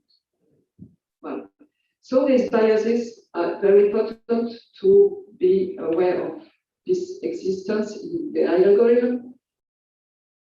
For this, and it is dealing with finding a solution to limit the reproduction of these biases with technical solution, metrics, and so on, a lot of material tools. But we think in the Commission that there is another solution, very critical also, which is to have in the team which are in charge to concept, develop, and validate AI, these teams should be the most diverse as possible, as in any other job. But considering the importance, the impact of AI on the society is more important than I think in the other fields. We are safe that the AI will be growing more and more and very quickly. So we have it's an urgency to make AI and these teams be the more clever and the more diverse. And inside this diversity, we cannot revolution all the society right now with just the few people who are members of a commission. But we are convinced that we should address a little challenge, which is to have more female in the teams, which will in the next decades develop tools based on AI. Because it's not only developing AI, which is in our role, but the team who will develop health with AI. We spoke yesterday to detect cancers with image. This will be done with AI. And what about doing this with biased algorithm if the cancer is not detected well enough, and so there is a problem. So why it's an important thing why we address this problem of gender, because I think also that the problem also for us is to explain people why is it is important. The action I will speak of right now is not quite very more important. The more important is to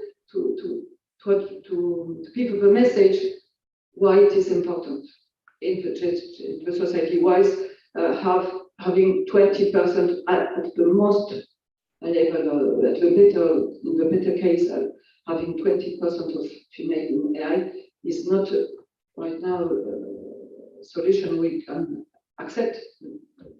Okay. Well, now I do my presentation. We decided to create this commission in very early when we started ANITI in November, while ANITI started in July. No? Because when we are considering candidature for PhD and postdoc, and we did the cluster, but there were very low number of females. And if you consider the key numbers now, from January but it's quite the same thing today. We have whatever we consider steering committee, the PhD, the chairs, the responsible of the chairs, and so on. You see, we have at most 20% of female. And the problem is where we can find the resources. We can just find it then in the student population. But the student population also, we have difficulties in, we know all of us, we have difficulties to find female in scientific areas. We have in AI, we have identified, we have some measures here.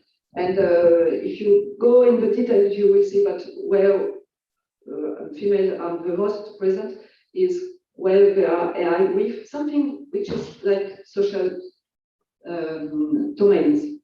If you consider AI and health, for instance, if you consider AI and biology, you will find female. If you consider only mathematics and computer science, we have a problem. So the objectives in the commission, we call that gender commission, is to increase the female representation within an and we hope that this increase will be succeeded by an increase of female in the teams in our partners, industrial partners and academic partners and everywhere, and in the region of Occident. So we want to encourage young girls and women to train and work in AI areas. We want to provide the companies with the skills they would like to hire more female, but they tell us, well, we do not have female candidates, so how we could do increase our people with our own resources. So we have defined a lot of topics and sub areas where we can have an action, and that concern for people, for sub areas, as I said, generic public institutions. We are working with a region, with a rectorate, you understand? So the institution in charge of education in primary school and high school. And we want to address also the NET members and the industrial and academic partners. We are a very little team, but very complementary with people from NET, Nicolas, Corinne Joff, Chantal, which is in charge of the graduate school, but we are also working with Diffusion de la Culture Scientifique and Technologique in charge to address public and to explain them what is scientists and in particular AI, and also with associations. And what did we do?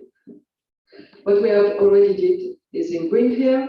So we have started to address primary school, and we have, for instance, students who are in charge to prepare inside their own student scholarship to prepare a work game, for instance, to propose to primary school, which would lead student pupils to think of with logic concepts and so on, and to be aware of what is the AI from game approach, with game approach. We have also discussed with other associations, because we cannot do everything ourselves, but we can just have incentives and explain what we want to do, and we are doing that in order to association to pay attention to the gender diversity and to include some AI in their work.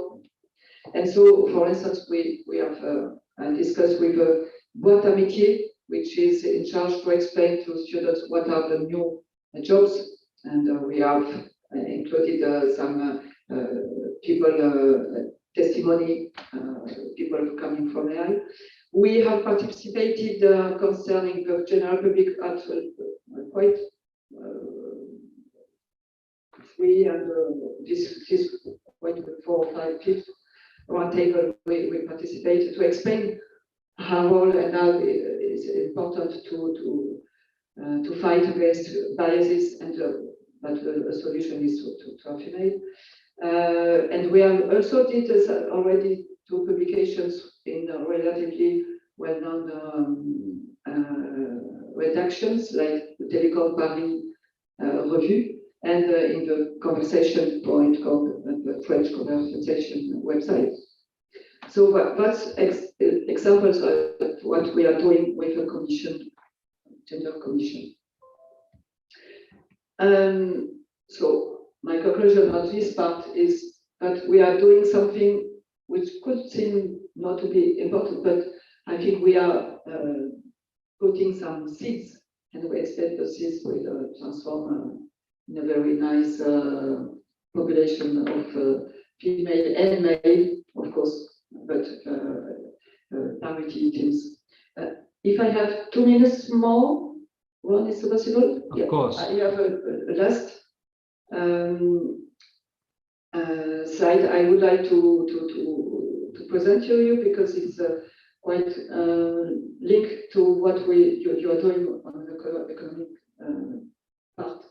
Is the project Caucasia, which is citizen consultation on knowledge acceptability and ethical issues of AI, which is a new project which is launched by ANITI, founded by the region, the Occitanie region, which have objective to know what the population think about AI, what citizens, school children, college students, and AI professionals have information, knowledge, and understanding on AI. So this is a study who will be around during 2 years, but the main important is a questionnaire which will be launched for a website to these populations. Considering that the population of Occitanie is 6 millions of people, we expect to have 30,000 to 50,000 participants to this questionnaire. It is done with statistic specialists of enquête. Okay. And the data will be analyzed with the help of AI specialists concerning NLP and statistics. And with the result of this sondage, we expect to be able to show which relevant actions region could be put in action with regard to citizens' expectation and needs concerning the school, but also the public and the industrial. I repeat that it's important. It's not a question of research or education. Okay. So in this way, we think a population with educated firms will be a company will receive aid to understand what AI is and how AI could help and develop. And we come back to the problem of the topic of our meeting today, the challenge to have a growth of a region, an economic growth, thanks to AI. Thank you very much. Thank you very much, Mayuri, for your very interesting contribution. I really like the notion of acceptable AI, right? So it makes you think about what that could mean and how we could take that on board when dealing with AI. Also, what I learned a lot from your speech is that this is there's the social dimension of AI that we should think about more deeply, and to account for that in terms of interactions, interventions, and maybe also public policy. And your strong emphasis on making it more inclusive in terms of gender issues, right? So because there's a major concern here that we should absolutely tackle. So thank you very much for that intervention. It was great. It was very complimentary. I'm seeing that Simona would like to say something. So please, Simona. Thank you very much, Marjorie. I mean, it is very, very important, and it's also a theme that is very, very close to my heart. So thank you. I would just, are you okay? Yeah, sorry. You want to be the computer? Okay, so I just wanted to tell to reconnect, you know, with what I mentioned before. I agree with you. The reproduction of bias that we have seen across at least waves of technology in the last few decades, and the importance of diversity. However, let's remember that technological standards, technological regulations, technological application to marketing and market situations are defined mostly by men. So it's not only, and this is more generally beyond AI, a matter of women in AI, but AI for women. And we can have a discussion about that. Yeah, exactly. Thank you. Okay, thanks very much. I've a lot of questions are coming in, so it's very good. So I would also say to the audience that officially this meeting was supposed to stop at 4, but we are 3 minutes past. But we will continue because we think it's fun. So we have no technical limit in that sense. Maybe if we get hungry, maybe we should stop. But this is we just had a great lunch, so we will continue. There are a few questions here that I would like to bring into discussion. First of all, and I think maybe this is a bit of a French thing, but I'm not so sure, but it's a question for Andres. Andres, you do not believe in the revenge of medium-sized cities that we are being sold daily in the French medias? Well, I don't know what I wrote the revenge of the places that don't matter that include medium-sized cities. But the problem is that the revenge is, in my view, at the moment, is the wrong type of revenge. These are places that have been losing out, that they have been losing out for quite some time, both demographically, but also from an economic point of view, and that they have lost all hope that they're going to be able to benefit from the system, and especially from the change in the system. So they are now saying, we are the ones sinking, but we're not going to sink alone. And we're going to bring the centers that have been dynamic and enjoying it with us. And that's what has happened in the UK. And that's what may happen in France. So in the UK, what has happened is that the shift of, let's say, what's known as the Red Wall, the north of England, first to Brexit and then to the Conservative Party, is not going to do any benefits to them, but they knew they were going to lose out. What is going to wreck is the prospects of many of the prosperous places in the south of England, of London. It's going to affect Cambridge. We're already seeing a massive flight of talent out of the UK. People attribute it to the pandemic. Let's see what happens after the pandemic. So that's the problem. If the revenge of the places that don't matter were to be that we can actually generate more economic activity, more dynamism, more technological progress, more jobs, more well-being in these areas, that would be in the right way. And that's how we have to look at it. We have to try to generate and tap onto the potential, scientific, but also in terms of human capital and talent that many of these places have, and try to help with the right incentives, the right policies, these places develop that talent, because it can be done. Not every country in the world is the UK or France. In countries like Germany, what we have seen is that the big agglomerations, the Ruhr and Berlin, have not done particularly well. And most of the dynamism comes from some large cities, Frankfurt and Stuttgart or Munich, but it mostly comes from medium-sized cities, Ingolstadt, Augsburg, Karlsruhe, for example, Mannheim, and it comes from many small cities and rural areas that have managed to develop what are known as hidden champions, so companies that can compete at the global stage, despite the fact that they might be in a village of 10,000 people, and as a result are attracting talent from the rest of Germany and the rest of the world, to make sure that's the revenge of the places that don't matter, that we want to see, not one that is just based on saying we are all sinking, so we're going to sink, well, make sure that we sink the whole boat with us. Okay, thank you, Andres, for that. Also would like to say that we will go until 4:30, so that I think that would be good to mention that also for the audience. There are many questions coming in. One question for Simona, I think, is having seen the potential of medium cities or less populated regions after the pandemics, can we expect a dispersion of IFDIs that is highly concentrated in large urban areas? Question mark.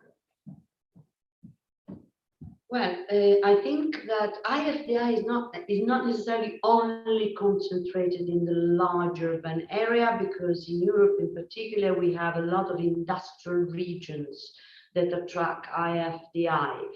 I think that there are potentials precisely to attract FDI also in the peripheral regions.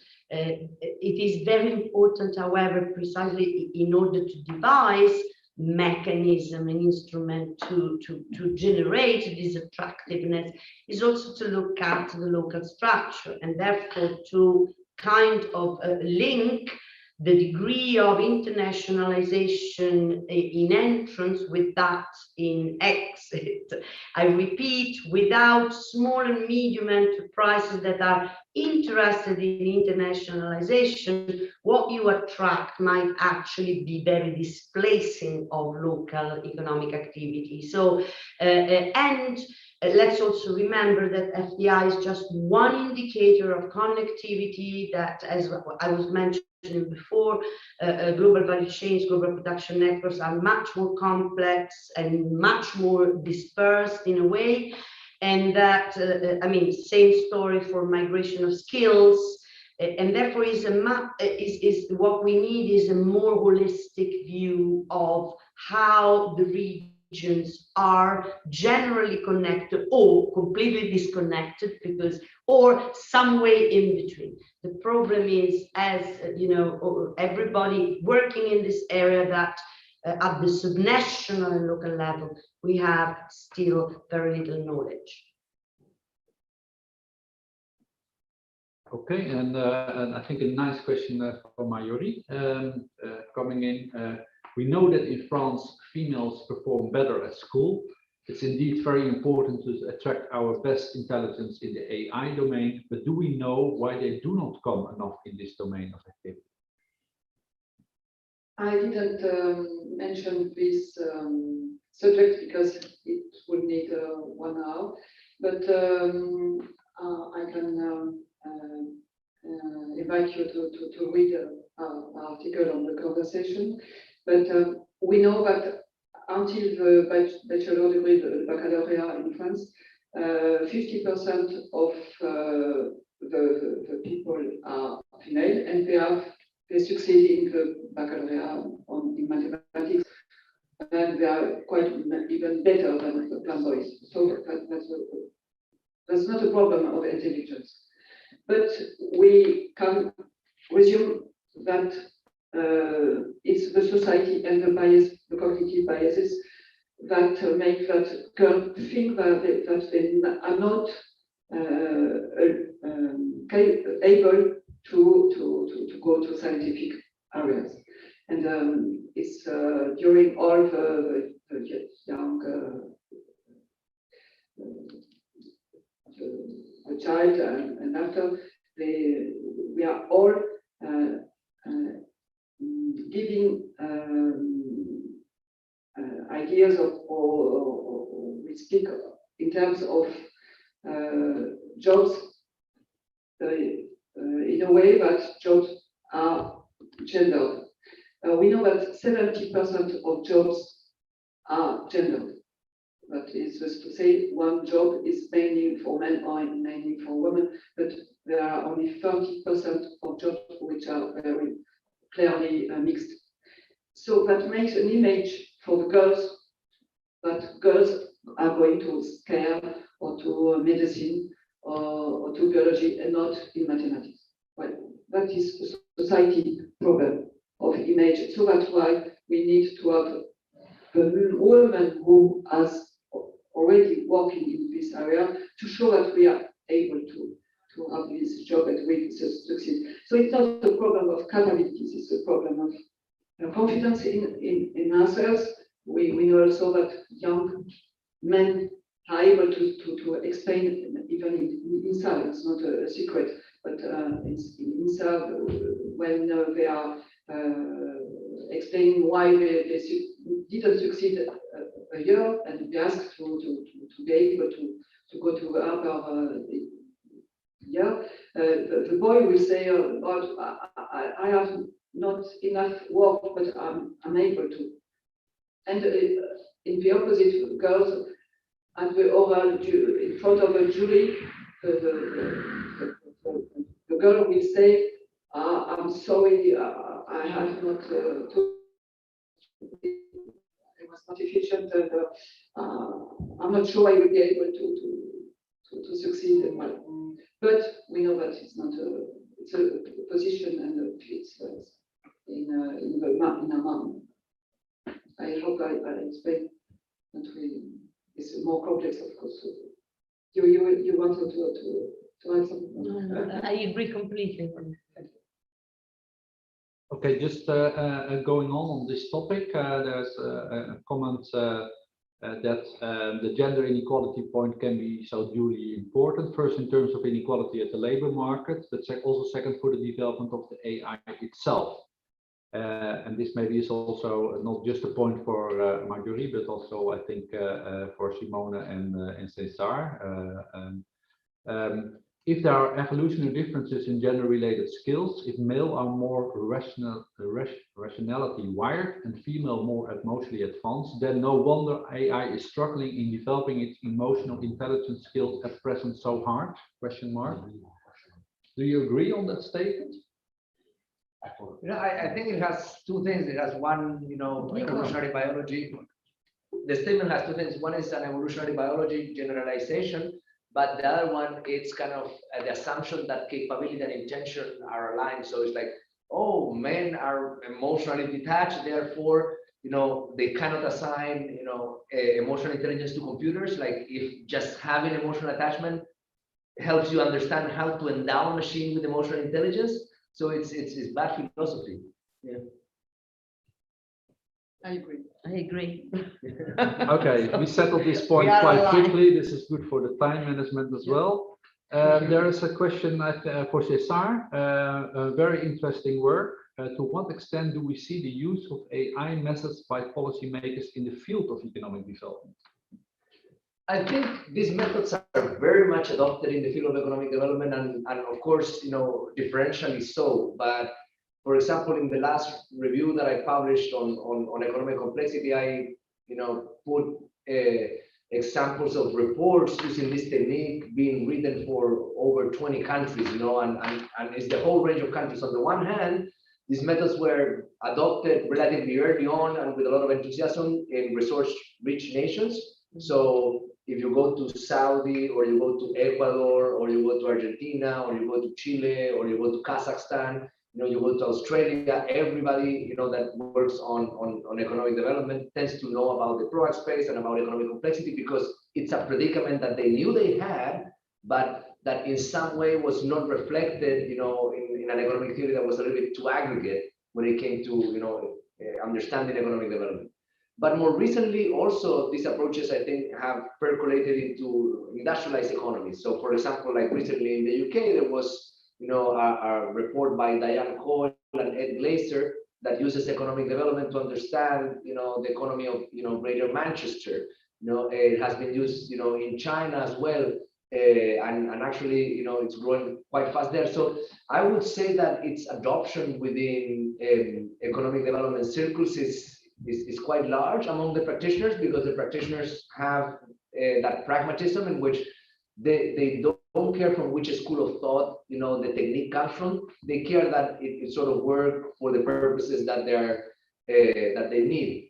The last example I would like to mention, which I think is very nice, a few years ago I visited South Korea, and there was a colleague there, Ryan, who used to take a class from me like 10 years ago when I was at the Kennedy School, and he invited me to his office.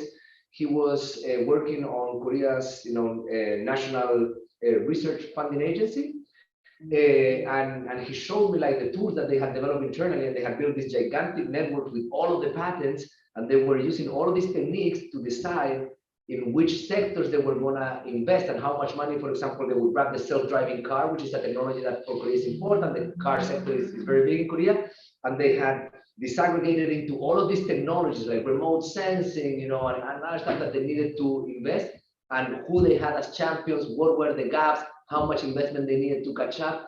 And they would use these techniques there in their planning project to figure out how many million won would put in each one of the programs. So I do think that they get adopted and they get used. Sometimes they don't get publicized as much because, for example, in the case of Korea, was an internal tool that they were using. But definitely the ideas, I think they have a lot of traction on the practical world. Okay, thanks very much. Ron, can I say something on this point? Do you mind? If I intervene really quick. Actually, even in the Occitanie region, very recently, this tool has been used to evaluate potential in AI and other fields. And what we can see is a lot of European regions are starting to adopt the tool of economic complexity and AI to actually identify different type of opportunities in terms of like diversification. And the European Commission is also very much implementing these tools to evaluate proposal in terms of smart specialization, to make sure that the strategy that the regions have whenever they try to project and imagine like where they want to diversify and where they want to create new areas of technical specialization, that it actually matches the ecosystem that they have, and that it will help them as well to sustain growth in the long run. So we see this massive adoption of these tools at the regional level in Europe, also at the country level for like more globally. And I see a lot of initiatives as well in the US, in Canada, and China at the city level to implement this kind of tools, because it is solving a real problem, because the world is getting so complex. There's just so many areas where you can define specialization that it's really hard to have data and evidence on what will work best for the region. And therefore, the development of this recommendation system is truly solving a real problem of allocation of resources. And the budget for innovation policy, industrial policy are pretty huge. Just the smart specialization policy in Europe has like a budget of anywhere between 80 and 120 billion of investment. So you can see that these recommendation systems are very useful, and the use of them is getting really widespread. Thanks, Pierre. I have, by the way, questions for you. So be ready. I know that you have kind of strong statements on this particular theme. The question is, it was said that one of the reasons why new technologies tend to generate concentration is that they're very easily exportable. However, the crucial output of most such technology is data, and data might be made much less easily exportable than it currently is. Should there not be a much stricter policy in terms of data protection? Might that not have a major impact on concentration trends? That's a great question. Is that for me, Ron? Yes. Or for Cesar? Is that okay? Now it's for you. Okay. Wonderful. No, I mean, that's actually a very interesting question, because one of the side effects of data protection in China in the early 2000s was actually to create, a market where US companies could not really harvest data in China, and that really gave a lot of space for Chinese companies to become true leaders in AI, being Tencent, being Alibaba, being Baidu, or more recently TikTok and ByteDance, you could really see that the ecosystem, the AI ecosystem that grew in China was very much a kind of reflection of this policy that basically protected data and for Chinese companies. While obviously what happens with European data is that European data is being harvested and used for American AI, because we never had this type of protection. So I think it's a really, really important conversation to have, where it's completely obvious to protect national resources like oil, but it's a different question whenever like we should treat also data as a form of national resource that should be protected and that should maybe be given access to national companies as well. So I think it's a question that is not very much like at the center of this kind of debate when it comes to innovation policy and industrial policy, but we have to address this question. We have to think about it because it has major implication. Okay, thanks. I have another question. I think it's for Andres, but before I raise the question, I would invite all the panelists I will make a last round to all of you and maybe come up with one particular point that you would like to bring into the discussion. So before doing that, I go to Andres, and it's more about a question that is also a bit on my mind. You're referring to winning cities and losing cities. But wouldn't it not be the case that especially in winning cities, you might also have many losers due to the transition that we are going through, because the winning cities might generate increase in pressure on prices of housing markets, labor markets, etc., which might be quite detrimental for the people that have already a kind of vulnerable position at the labor market. So what are your thoughts on that? Yes, I think you're raising a very important point. I have been looking at winning and losing cities, or winning regions and losing regions, to be more exact, because that is the one at the moment seems to be driving the discontent. If you measure discontent just by votes, which is one way of measuring discontent, the poorest of the poor in the ghettos of Philadelphia, northern Philadelphia, are voting with the richest of the rich in the US, in the suburbs of Western Philadelphia. Having said that, the inequalities are far greater within our cities than across our territories. To give you an idea, right before the pandemic in Europe, interpersonal inequalities happen with 70% within region, 15% within country, and 15% across countries. So the majority was already within the cities. And this is something that can explode, because with the concentration of the returns of, let's say, new knowledge and research, artificial intelligence going to a smaller number of hands, what this risks is that what so far has been a tacit understanding between the richest of the rich, or not a tacit understanding, but mainly a similar reaction between the richest of the rich and the poorest of the poor, can turn nasty. And this is something that in a conversation with Cesar yesterday, he was highlighting. So when WhatsApp was sold, what happened is that it was, I think it was 19 employees, $19 billion. If you have that level of concentration, what you're going to see is that the super rich are going to control the key areas of the economy, but also the key areas of our cities, whereas not just the people that were underprivileged before, but many of the middle classes are going to lose out. And that can be the seed for a much greater discontent that, let's hope it doesn't happen, but can alight our cities in a relatively short period of time. Yes, very important issue indeed. Okay, I would like to make a final round among all panelists, including Pierre-Alex. So who would like to start? Final comment. I do have to leave at 4:30. I actually have a call and I have to pick up my daughter. So you start first. So I start. Thank you, Ron. So first of all, thanks all of the panelists and everybody that has been online. So just as a closing remark, I think when we think about AI, when we think about industrial diversification, we tend to have a bias of always, saying, what else can we do? What should the government do? And add more. There was recently a a very funny Nature paper that did very well, that showed that people have that additive bias, that when you have a problem, you tend to think of solutions by adding things to it rather than removing things from it. In the context of that psychological bias and the question that we're dealing with today, we have to remember that many times maybe the solution can be on removing things, that maybe to get that more entrepreneurship, to get more inclusion, it might be that there are frictions today in the system that we have brought in, that are the ones that are actually contributing to that, and adding more things to the system might not be the solution. Sometimes the solutions are abstracted. You have to allow the system to basically behave by removing those restrictions.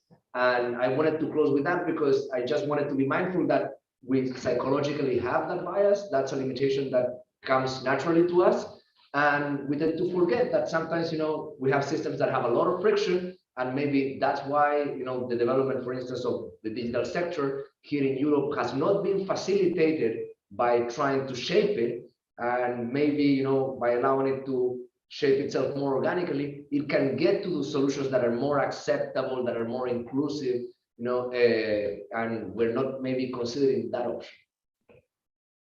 Okay, thanks, Cesar.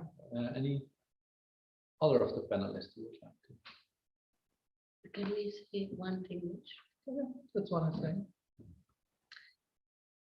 Okay, thank you all, because as usual, it's an opportunity to learn and to learn from differences, right? I mean, people more from the industry, people from companies and institutions that are different from academia. I mean, the essence seems to be that, we've always known, history has shown that general purpose technologies advance human beings and society, but also inevitably, and this is an old story, create winners and losers across people and across places. So we need for sure place-based intervention and efforts. But when general purpose technologies combines with giants, monopolies, I was not the only one to mention that. I mean, it came out also in Andre's talk. They combine with market and political power, and therefore we need also global concerted effort to stop it. I am not qualified to reply to Pierre Alex. Precisely in this view, selling data to company need to be discussed. I'm not working on that, but there are many people that are, and I think we need to have this conversation for sure. Thank you very much. Okay, thanks, Simona. Andres? Yes, thank you very much, Ron. I think my main point is that we need new knowledge, we need artificial intelligence, we need to promote all these ideas in order to make a better future. And we have to realize that new knowledge thrives in stable environments. If we just keep on progressing without paying attention to social justice, to economic justice and to environmental justice, we might create the instability that will not just lead to problems in the short term, but that would also thwart the sort of technological progress and new knowledge generation that we will need to address many of the challenges that we have at the moment in the future. Okay, thank you, Andres. Yes, thank you, Ron. I can only agree with what was said before. I think what is at stake for us is that AI is not only a matter of idle specialists in very big companies managing the world. We want this solution to be a success. We need to take care about the adoption rate of this technology everywhere, at every level. And this is for me the real challenge we have faced, considering all the aspects about acceptability by the citizen, acceptability by the workers. We will have to accept using this technology, which may be a threat for their own job. So if we want this to be an happy story, I would say, and to manage this transition phase you were mentioning before, Andres, we need to really care about this. Very good. Thank you, Marie.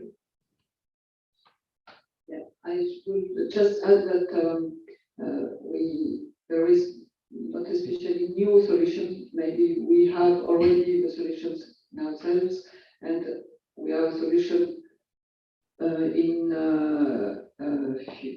fusing, mixing all our intelligence around the table, for instance. And I think there is a lot of things to win from combining our capabilities and to discuss each other. We have interest for AI to learn from economics and economic geographic specialists. We are, I would be very interesting to work with you, how you could help us to explain what is AI also. And well, the solution is which is kind of co-working and mixing our co-intelligence. Thank you. Thank you very much. Alex. Yes, thank you, Ron. Thank you so much to all the panelists. I mean, it was such a fascinating conversation. I'm kind of waiting for the next event because it opens a lot of questions and trigger a lot of comments for me. One thing I like to finish on a very positive note for Europe, because one of the things I'm asked very often is to discuss this gap between the US, China and Europe in terms of AI development and potential. And we talked about the fact that this gap is there. Ron showed that in the presentation.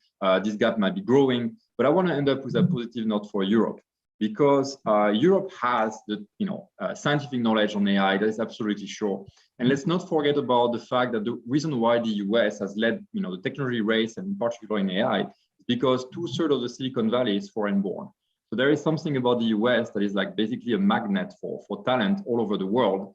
And there is a chance for Europe to turn that over and also be this magnet for talent. And we have to discuss very clearly what is the strategy in terms of innovation policy to attract this talent. And I think in a world going much more remote, in a world where people will be able to choose where they live, as shown in the presentation of Andres, Europe has a very, very, very good card to play here, because Europe has incredibly livable cities, and Europe is stable. And Europe has a beautiful environment. So a lot of people that I meet, like, traveling in the world, when they come to Europe, I mean, the example of Cesar, who just moved from Boston to Toulouse, is telling me, every time we meet, how much he enjoys the quality of life there. And in a world where people will be able to choose much more where they can live, this is an incredible card for Europe to actually start to also attract talent all over the world. There are hurdles along the way, but there are fundamentals here where Europe could play a very leading role in the development of AI for this exact reason, and because we have, of course, like the knowledge. So it's all about turning this knowledge into application, but we can really play this card very well. So I'm very optimistic in the future. I think these are really some very good last words that we should embrace. Of course, I think we now come to a close of this meeting. I really enjoyed very much all the presentations, all the contributions and the discussions that we had. What I've learned is that artificial intelligence is a big thing, which is even hard to define what it really is, but it has huge implications on our societies, both economically speaking, but also socially speaking. There are many issues that need to be taken up. I think first, what is very important is that researchers should do a very thorough job and provide the data and the analysis to make this kind of evidence-based analysis and that can provide inputs to strategies of companies, but also to strategies of policymakers. So I think that is quite crucial. And there are many issues that are on the table that are directly related to artificial intelligence. And I think what was very nice about this meeting is that we really, I think, went very deeply into the social dimensions of artificial intelligence in terms of inequality, unrest in societies more in general. My last point would be, and I was just reading the other day a report from a number of American scholars on artificial intelligence, And they were also presenting a list of jobs that would be most affected by artificial intelligence, right? You know, this is the kind of popular exercise among scientific scholars nowadays. This seemed to be quite a serious list, and they did a very thorough job. And what was most striking, and I just want to remind you, and this applies to a number of people that are among the panelists here, is that university professors were most on the thread in this list of. This is something to think about more deeply and think about when we will develop our future research agenda on that.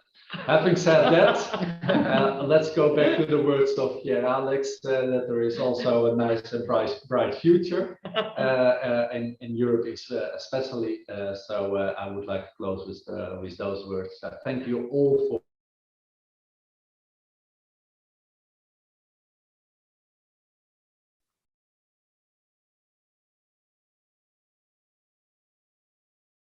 spend some days here in Toulouse. Thanks very much. It's very much appreciated.